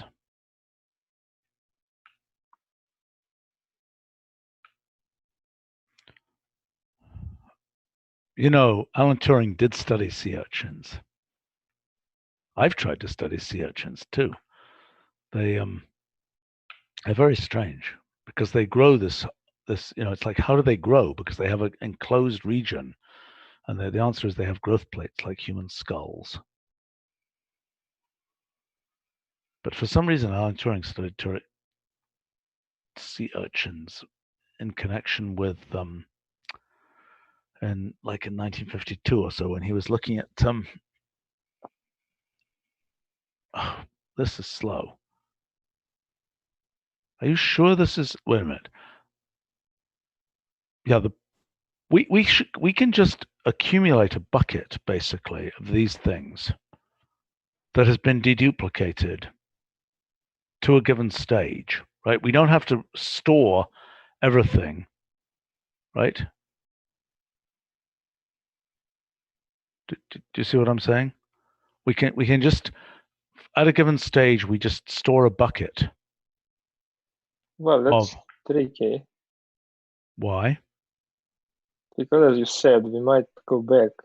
No, I know, but if we've got a bucket of everything we've seen so far, okay, let's take a look at this guy.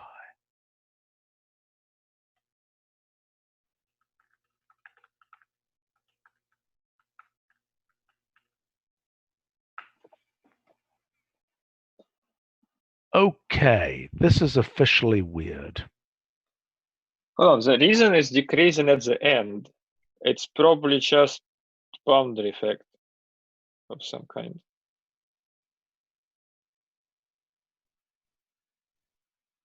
So I suspect it actually stabilizes at 50 or so. Well, what does that mean? What is this again? This is how many, if you go this number of steps, how many distinct states are reachable by all Turing machines, right? Well, not quite, because some of them might go back and then you don't count in the states anymore. It's a number of states that are only reachable by this number of states.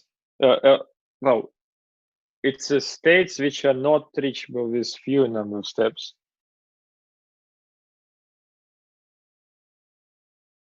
Say that again. New states you can reach with this number of states which you couldn't reach before.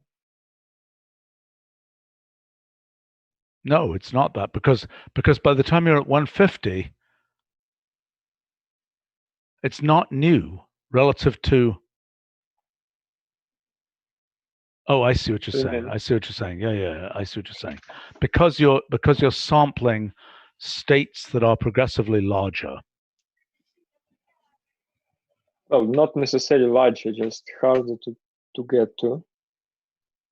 Right. So what this says is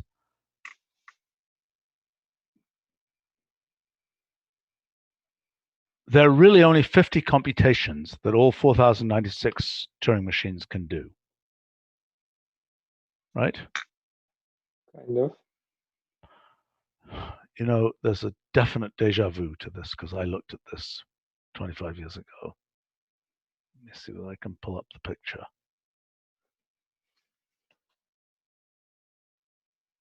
This is the relevant picture. This shows for all Turing machines, all of Turing machines of this type, what computations. See, some Turing machines do the same computation. Right. Yeah, but one thing we need to understand that that's just starting from one initial condition. Yeah, this one is starting from different initial conditions.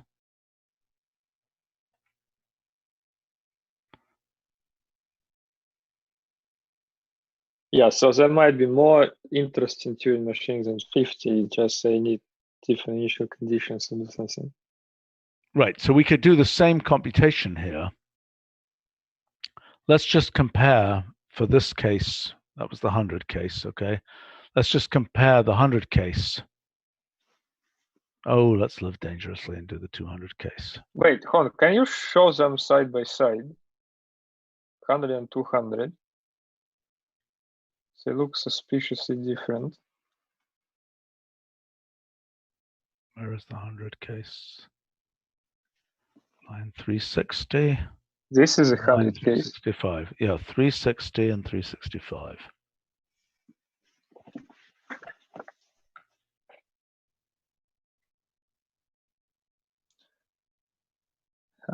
So there are more boundary effects than we thought.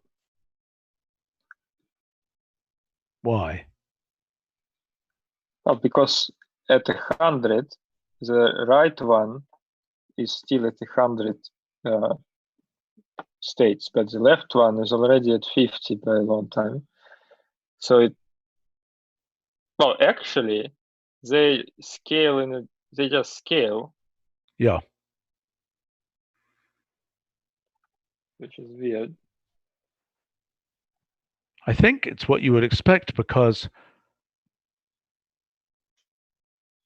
well,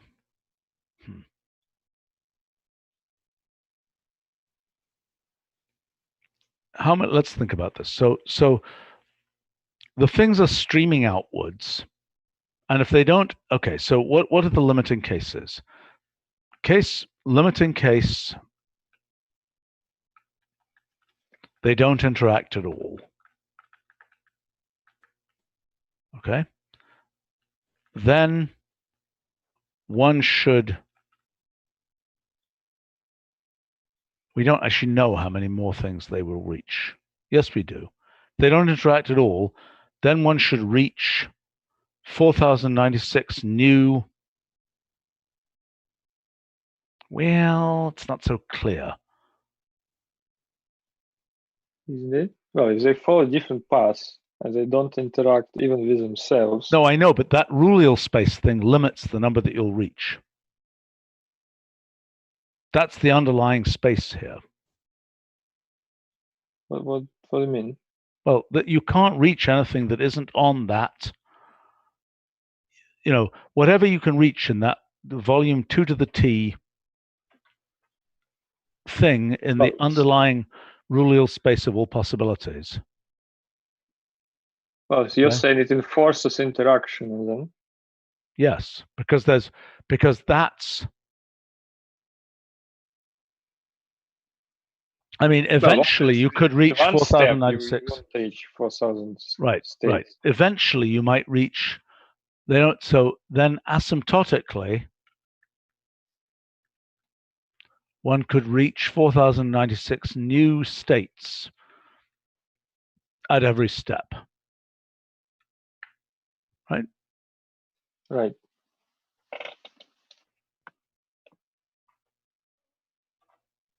So, but what's interesting here is that eventually you get down to reaching 50 new things, which suggests to me that there are only 50 distinct Turing machines in some sense. Yeah, but why does it depend on the number of steps? Because on the left you reach it by 60, and on the right you reach it by 110. Or yeah, 120. Let me think for a second. So this is the free streaming limit, basically. Yes. The reason is this, because you have not reached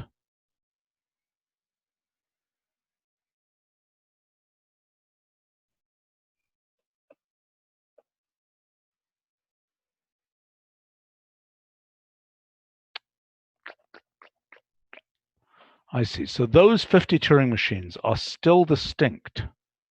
If they really were trying to reach, for example, let's say they were trying to get the head to just move really far to one side or another.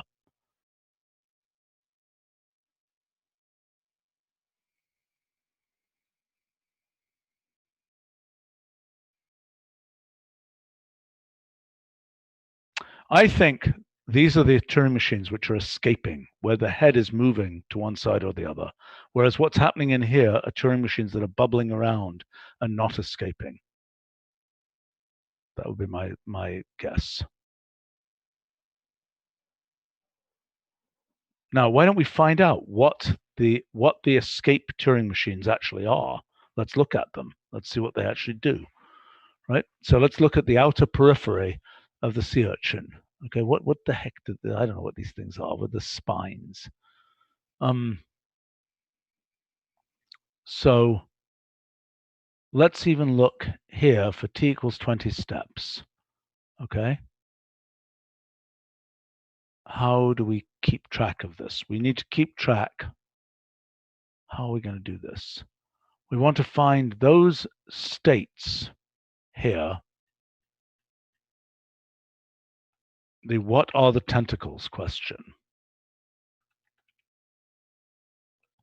Okay, so if we take that graph, I see. Here's how we can do it. Look.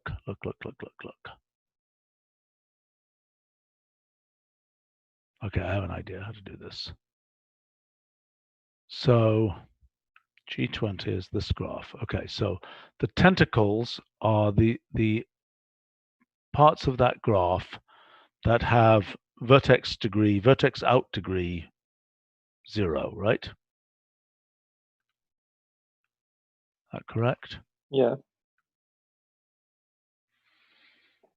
Okay, so let's say we want to select from the vertex list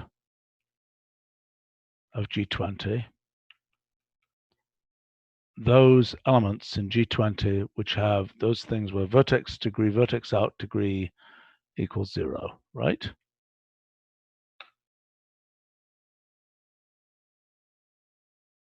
Oh. Yeah.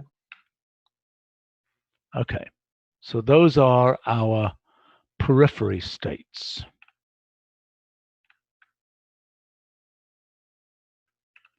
Okay, so let's find out the length of those.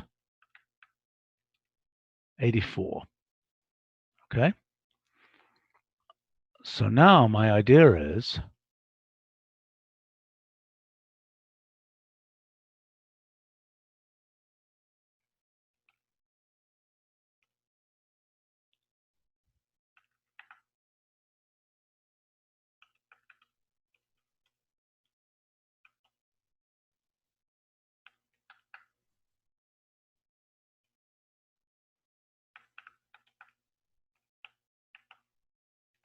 this is such a hack, but I think this will work.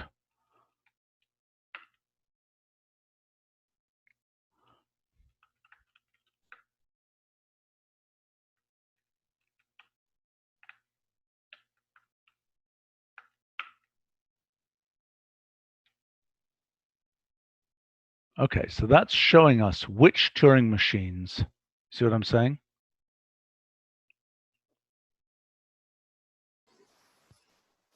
Which Turing machines populate each periphery state. Does that make sense? Yeah. So that periphery state had okay, so let's first of all, let's say, oh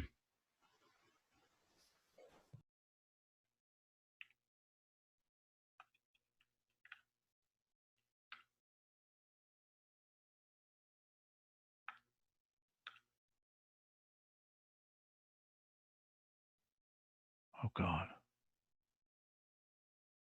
Should I have said parallel map?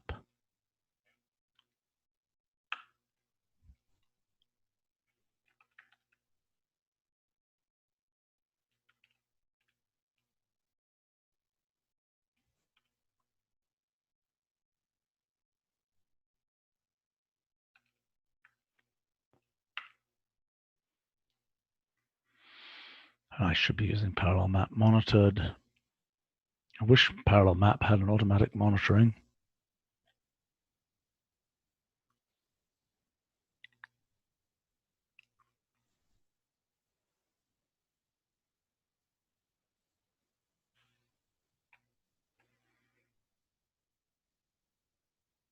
Oh, come on. How can this be so slow? Am I being stupid here?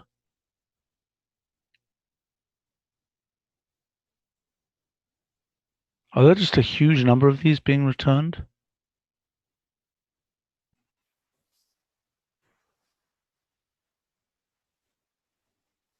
Well, probably. How large is all states? Oh, I see. Set of state. Oh, right. Okay, so many of them are very popular, but some of them are not. Okay.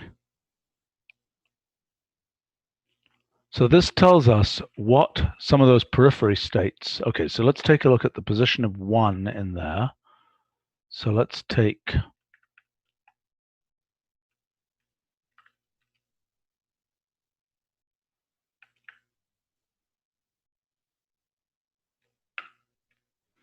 okay, so those are the Turing machines that are the ones that are giving us periphery states.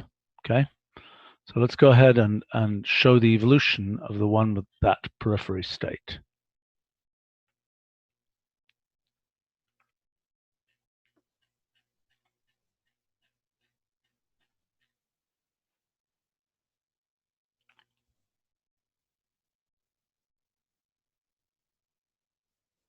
Um, 1, 1, hash 1,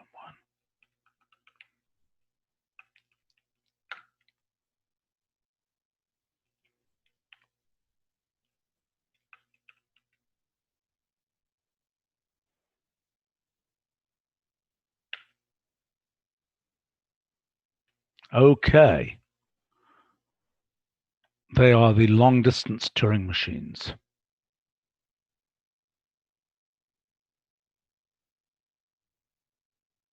Now, I'm a little bit confused at why, because these are the 20-step versions of those. I do not understand why 4067 and 4075 ended up as different strands there. See what I'm saying? They look like they reached the same Yeah. state.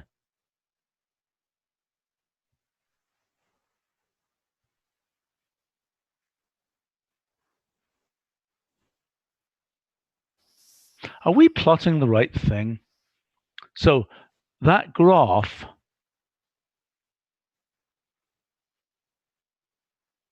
yeah, it should be the right thing. How can those be different? How can those be out degree 0 nodes, distinct out degree 0 nodes? Why aren't those just the same state?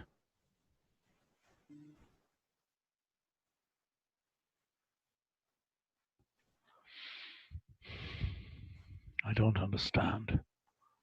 Okay, so let's take a look at TMS.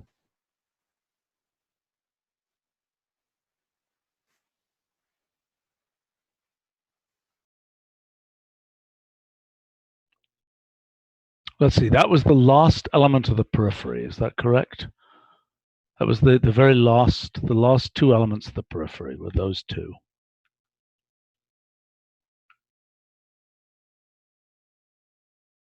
I don't understand.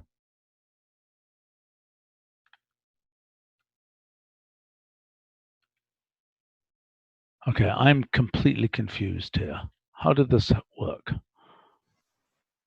Did you plot something else here? Okay, t equals 20.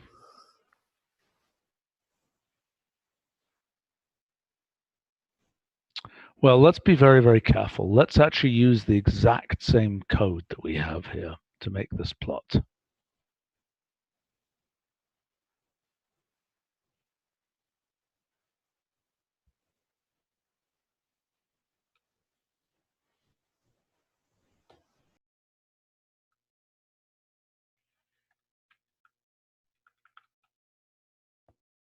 And then with t equals t equals 20. I don't think it's going to hurt us to have mesh arrow true.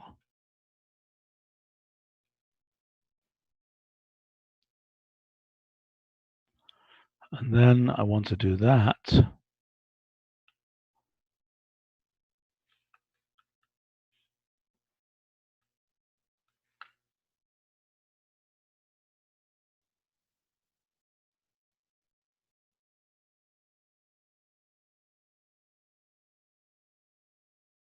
Okay, I am really confused because those look identical.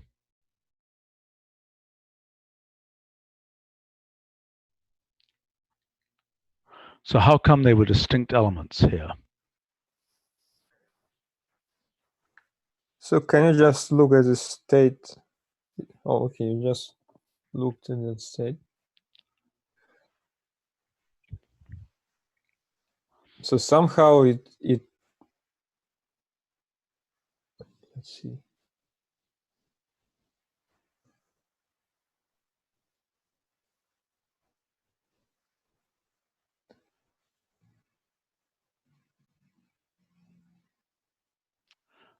Oh, is simple graph doing something weird? Shouldn't. But the periphery, I think, was correct. Can you look at last periphery again? The last element of the periphery. Yeah.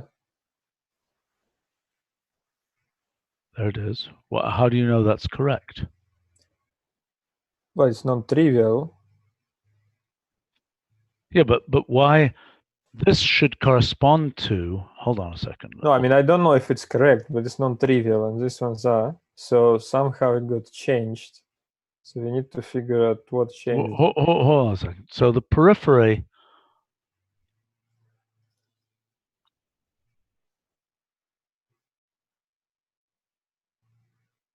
I know. Wait, why you? We're off by one.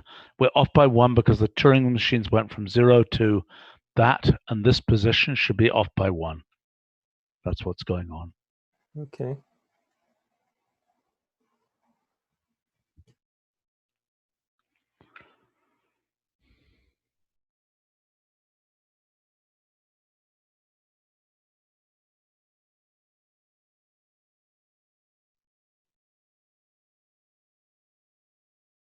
And that certainly won't help the situation.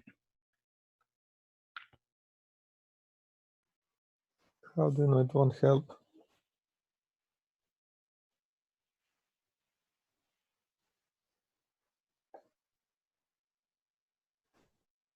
Hold on, did I get this right? Parallel map onto the periphery. No, that's not where I put the -1. The -1 goes in there. Correct? Yeah.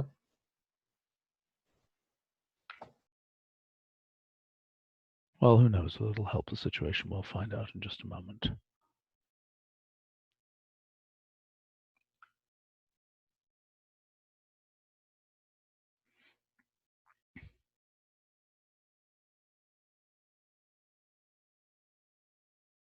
Well, there are more exotic Turing machines for sure. So we can just compare if the states are the same or not. They don't look the same. Why? They look the same to me. What do you mean? The periphery? Periphery. Yeah.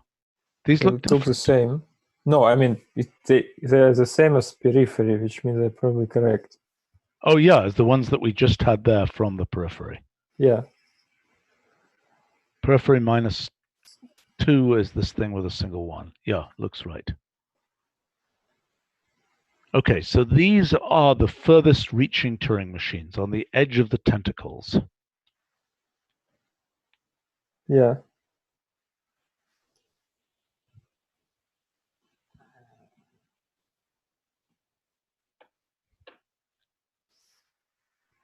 Weird. Well, there's our counter. Why is it weird? That, like, it seems like that should find the most interesting ones.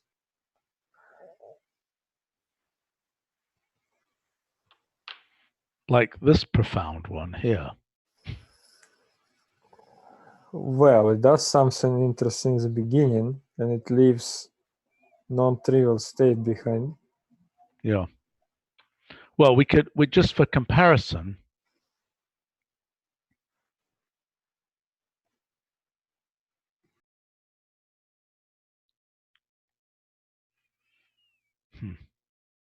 Okay, so here we had, how many ones did we have? 385.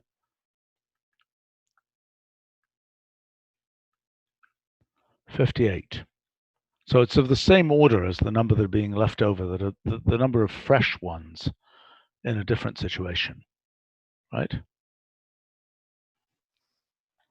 Let's compare this with the tentacles of another animal. Right, so if we go to 50 steps, for example, we could ask the periphery of the 50-step case too. Make sense? Right. That's going to be incredibly hard to compute. right? Because this already took a while. And the issue here was well, here, let's do this for a second. Then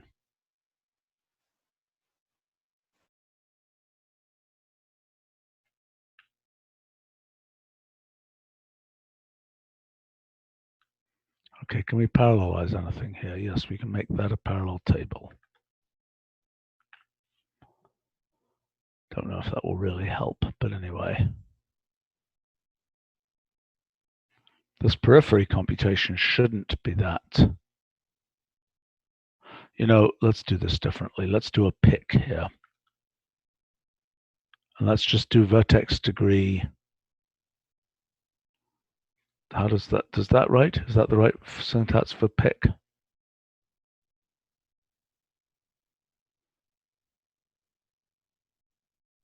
Yeah. That should be considerably faster to do the instant.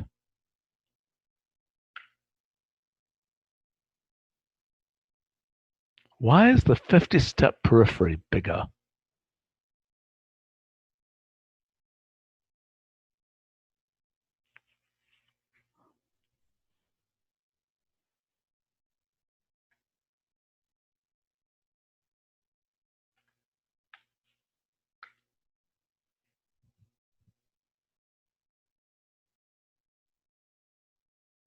I don't think that parallelizing this is a good idea. I think there's more data in memory there. See what I'm saying?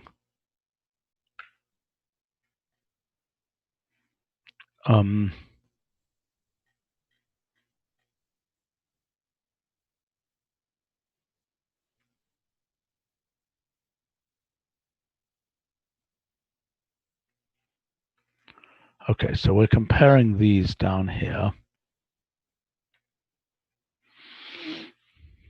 And the question is whether the same Turing machines are themselves on the tentacles at 50 steps.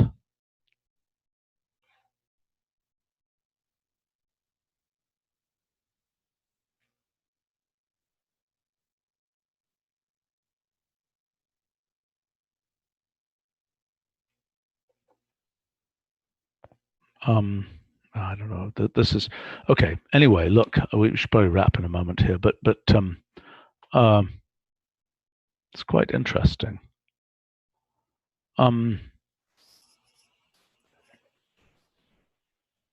I think we made pretty good progress here, although we didn't get to anything else in the bulletin.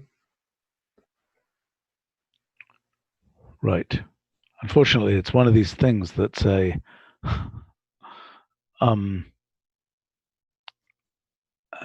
you know, this bulletin just expanded its scope dramatically. Tell you something else I figured out. Well, here's the thing. I was trying to figure out what the totally antisymmetric tensor is in a fractional dimensional space. Actually, maybe you know enough to walk me through this one. I mean, so my idea is we know that a vector, right, corresponds to a GD6, single GD6. Okay. A tensor with two indices is basically two GD6. You go one GD6, then you go the next GD6, and that's even, you know, when you're computing like the Riemann tensor or something, you're interested in sort of the 4 GD6. So the thing I was trying to figure out is what is the totally antisymmetric? Oh, we got a result here. I can stop just telling random stories here and actually see what result we get. Oh, okay. So position in that of 1.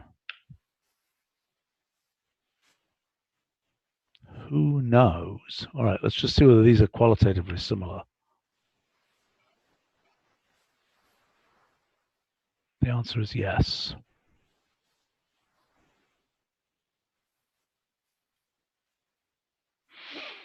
Look, the obvious thing to do here I mean, how big is the next space? Let me look.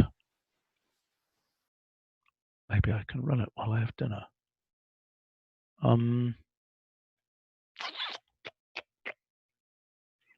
Let's see. Where did I talk about this? I talked about it here.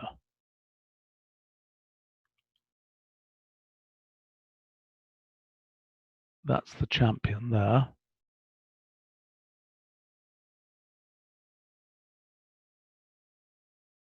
$3 million. So the Yeah, that would be complicated. Well, let's think about it for a second. What we're trying to do is we're trying to compute. Yeah, which part, like to make a graph of the evolutions. We're trying to work We probably can run them for 100 steps each. Yeah, I would think so. I mean, they're Turing machines, for goodness sake. They're not. Right, they're linear. Yeah. But also they're very, very trivial pieces of code. Right, the only problem is that the space grows, which means they also consume memory. Well, the space grows, let's say 100 steps. That's 100 times 3 million. That's the number of configurations. But with a little bit of optimization, we can probably improve that. But well, I mean, you have a lot of memory, so you can probably run it. Yeah. And well, we don't need to store them all at once, I guess. Well, but wait a minute. We're trying to make a graph. How many nodes does the graph have? The graph is going to have, on the order from what we just discovered, the graph is going to have, oh, that's too big. It's going to have tens of millions of nodes. Well, it's not too big, actually. Tens of millions is okay, but hundreds of millions is not okay. You think? I don't know. Maybe we can get to a few hundred million, but we billions is definitely not okay. So let's think about this for a second. The other thing we can do, by the way, is there are a lot of equivalences between these Turing machines, which could be used to cut down that number. I mean, it says here 14 essentially equivalent Turing machines. That means probably there's at least a factor of 10 to be gotten from that 3 million. But even at 3 million, okay, so what will be the thing we're trying to compute? What we're trying to do is we're trying to work out what, okay, so this is the region, this is the graph, this is the reachability graph, but in a perfect world, we will coordinatize this thing so that these things don't just go out as a graph, they're actually coordinatized in this Rulial space. See what I'm saying? Now, unfortunately, the coordination there, that thing is an exponential space, so it's not so easy to coordinate. I mean, it's not so easy to render it. Humph.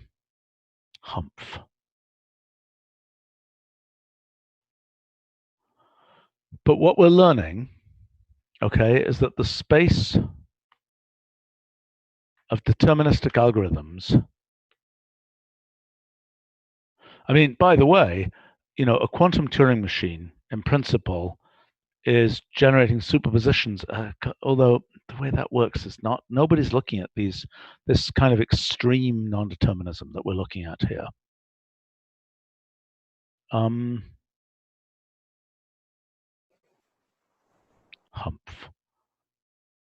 Well, it's probably time to wrap it up in a moment here, but I'm just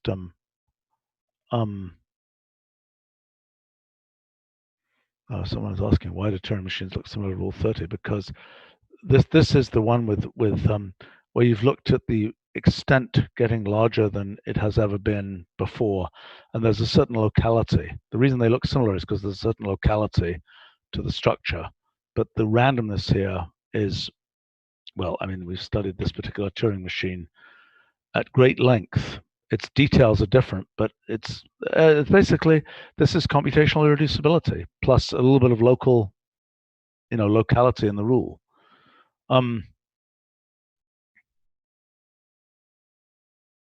Anyway, my one insight here is that I think that the full geodesic ball corresponds to the totally antisymmetric tensor, and that a p-form, a tensor of p indices, is essentially p JD6 from a point. And I think that a p-form is everything except 2JD6 from a point. If that makes any sense.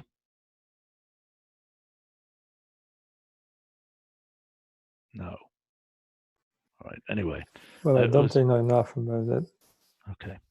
I think anyway, that was another bulletin I was going to write about basically graph-defined fractional space, and I was okay.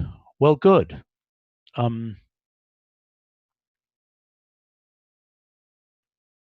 Yeah. Well, my homework is not done, unfortunately. And this bulletin, which was supposed to be a quickie bulletin that was just going to be 5 pages long, is going to wind up being a 100-page treatise on the space of Turing machines. Okay.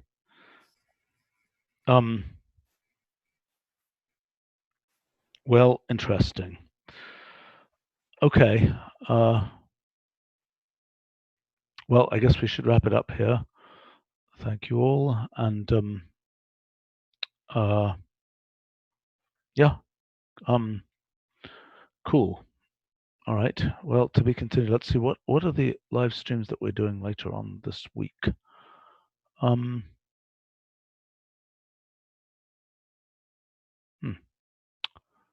Okay, we've got ones that are more in the nature of.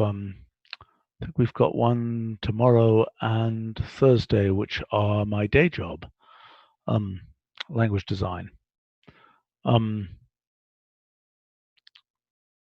So, and on Friday, I suppose I'll be doing another Q&A. I think people are asking general questions about the project here, and I'm not really able to answer these because we're really doing this as a working session.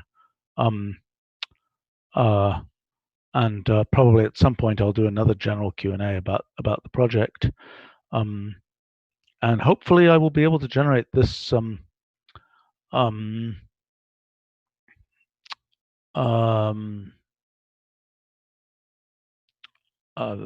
this bulletin. By the way, for people who are curious, okay, in case anybody is curious about what we're actually up to, I have been doing, so if you look at, I wonder whether these are up to date. Working material live streams. Do you think these are up to date? Let us see.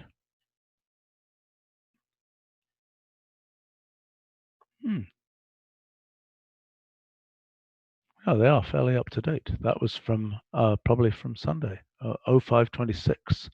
Oh, that's probably early this morning. Yeah.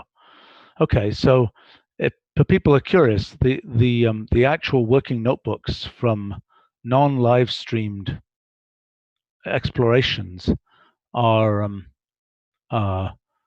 getting put up within probably minutes actually of when they're finished. In addition, if you're really curious about the hardcore details, we are hopefully live streams and video archive. Where are they? This is way out of date. Weird. Humph. Problem. Not good.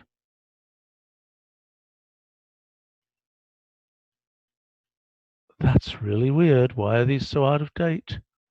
This is like a month out of date. Oh well. What there should be here is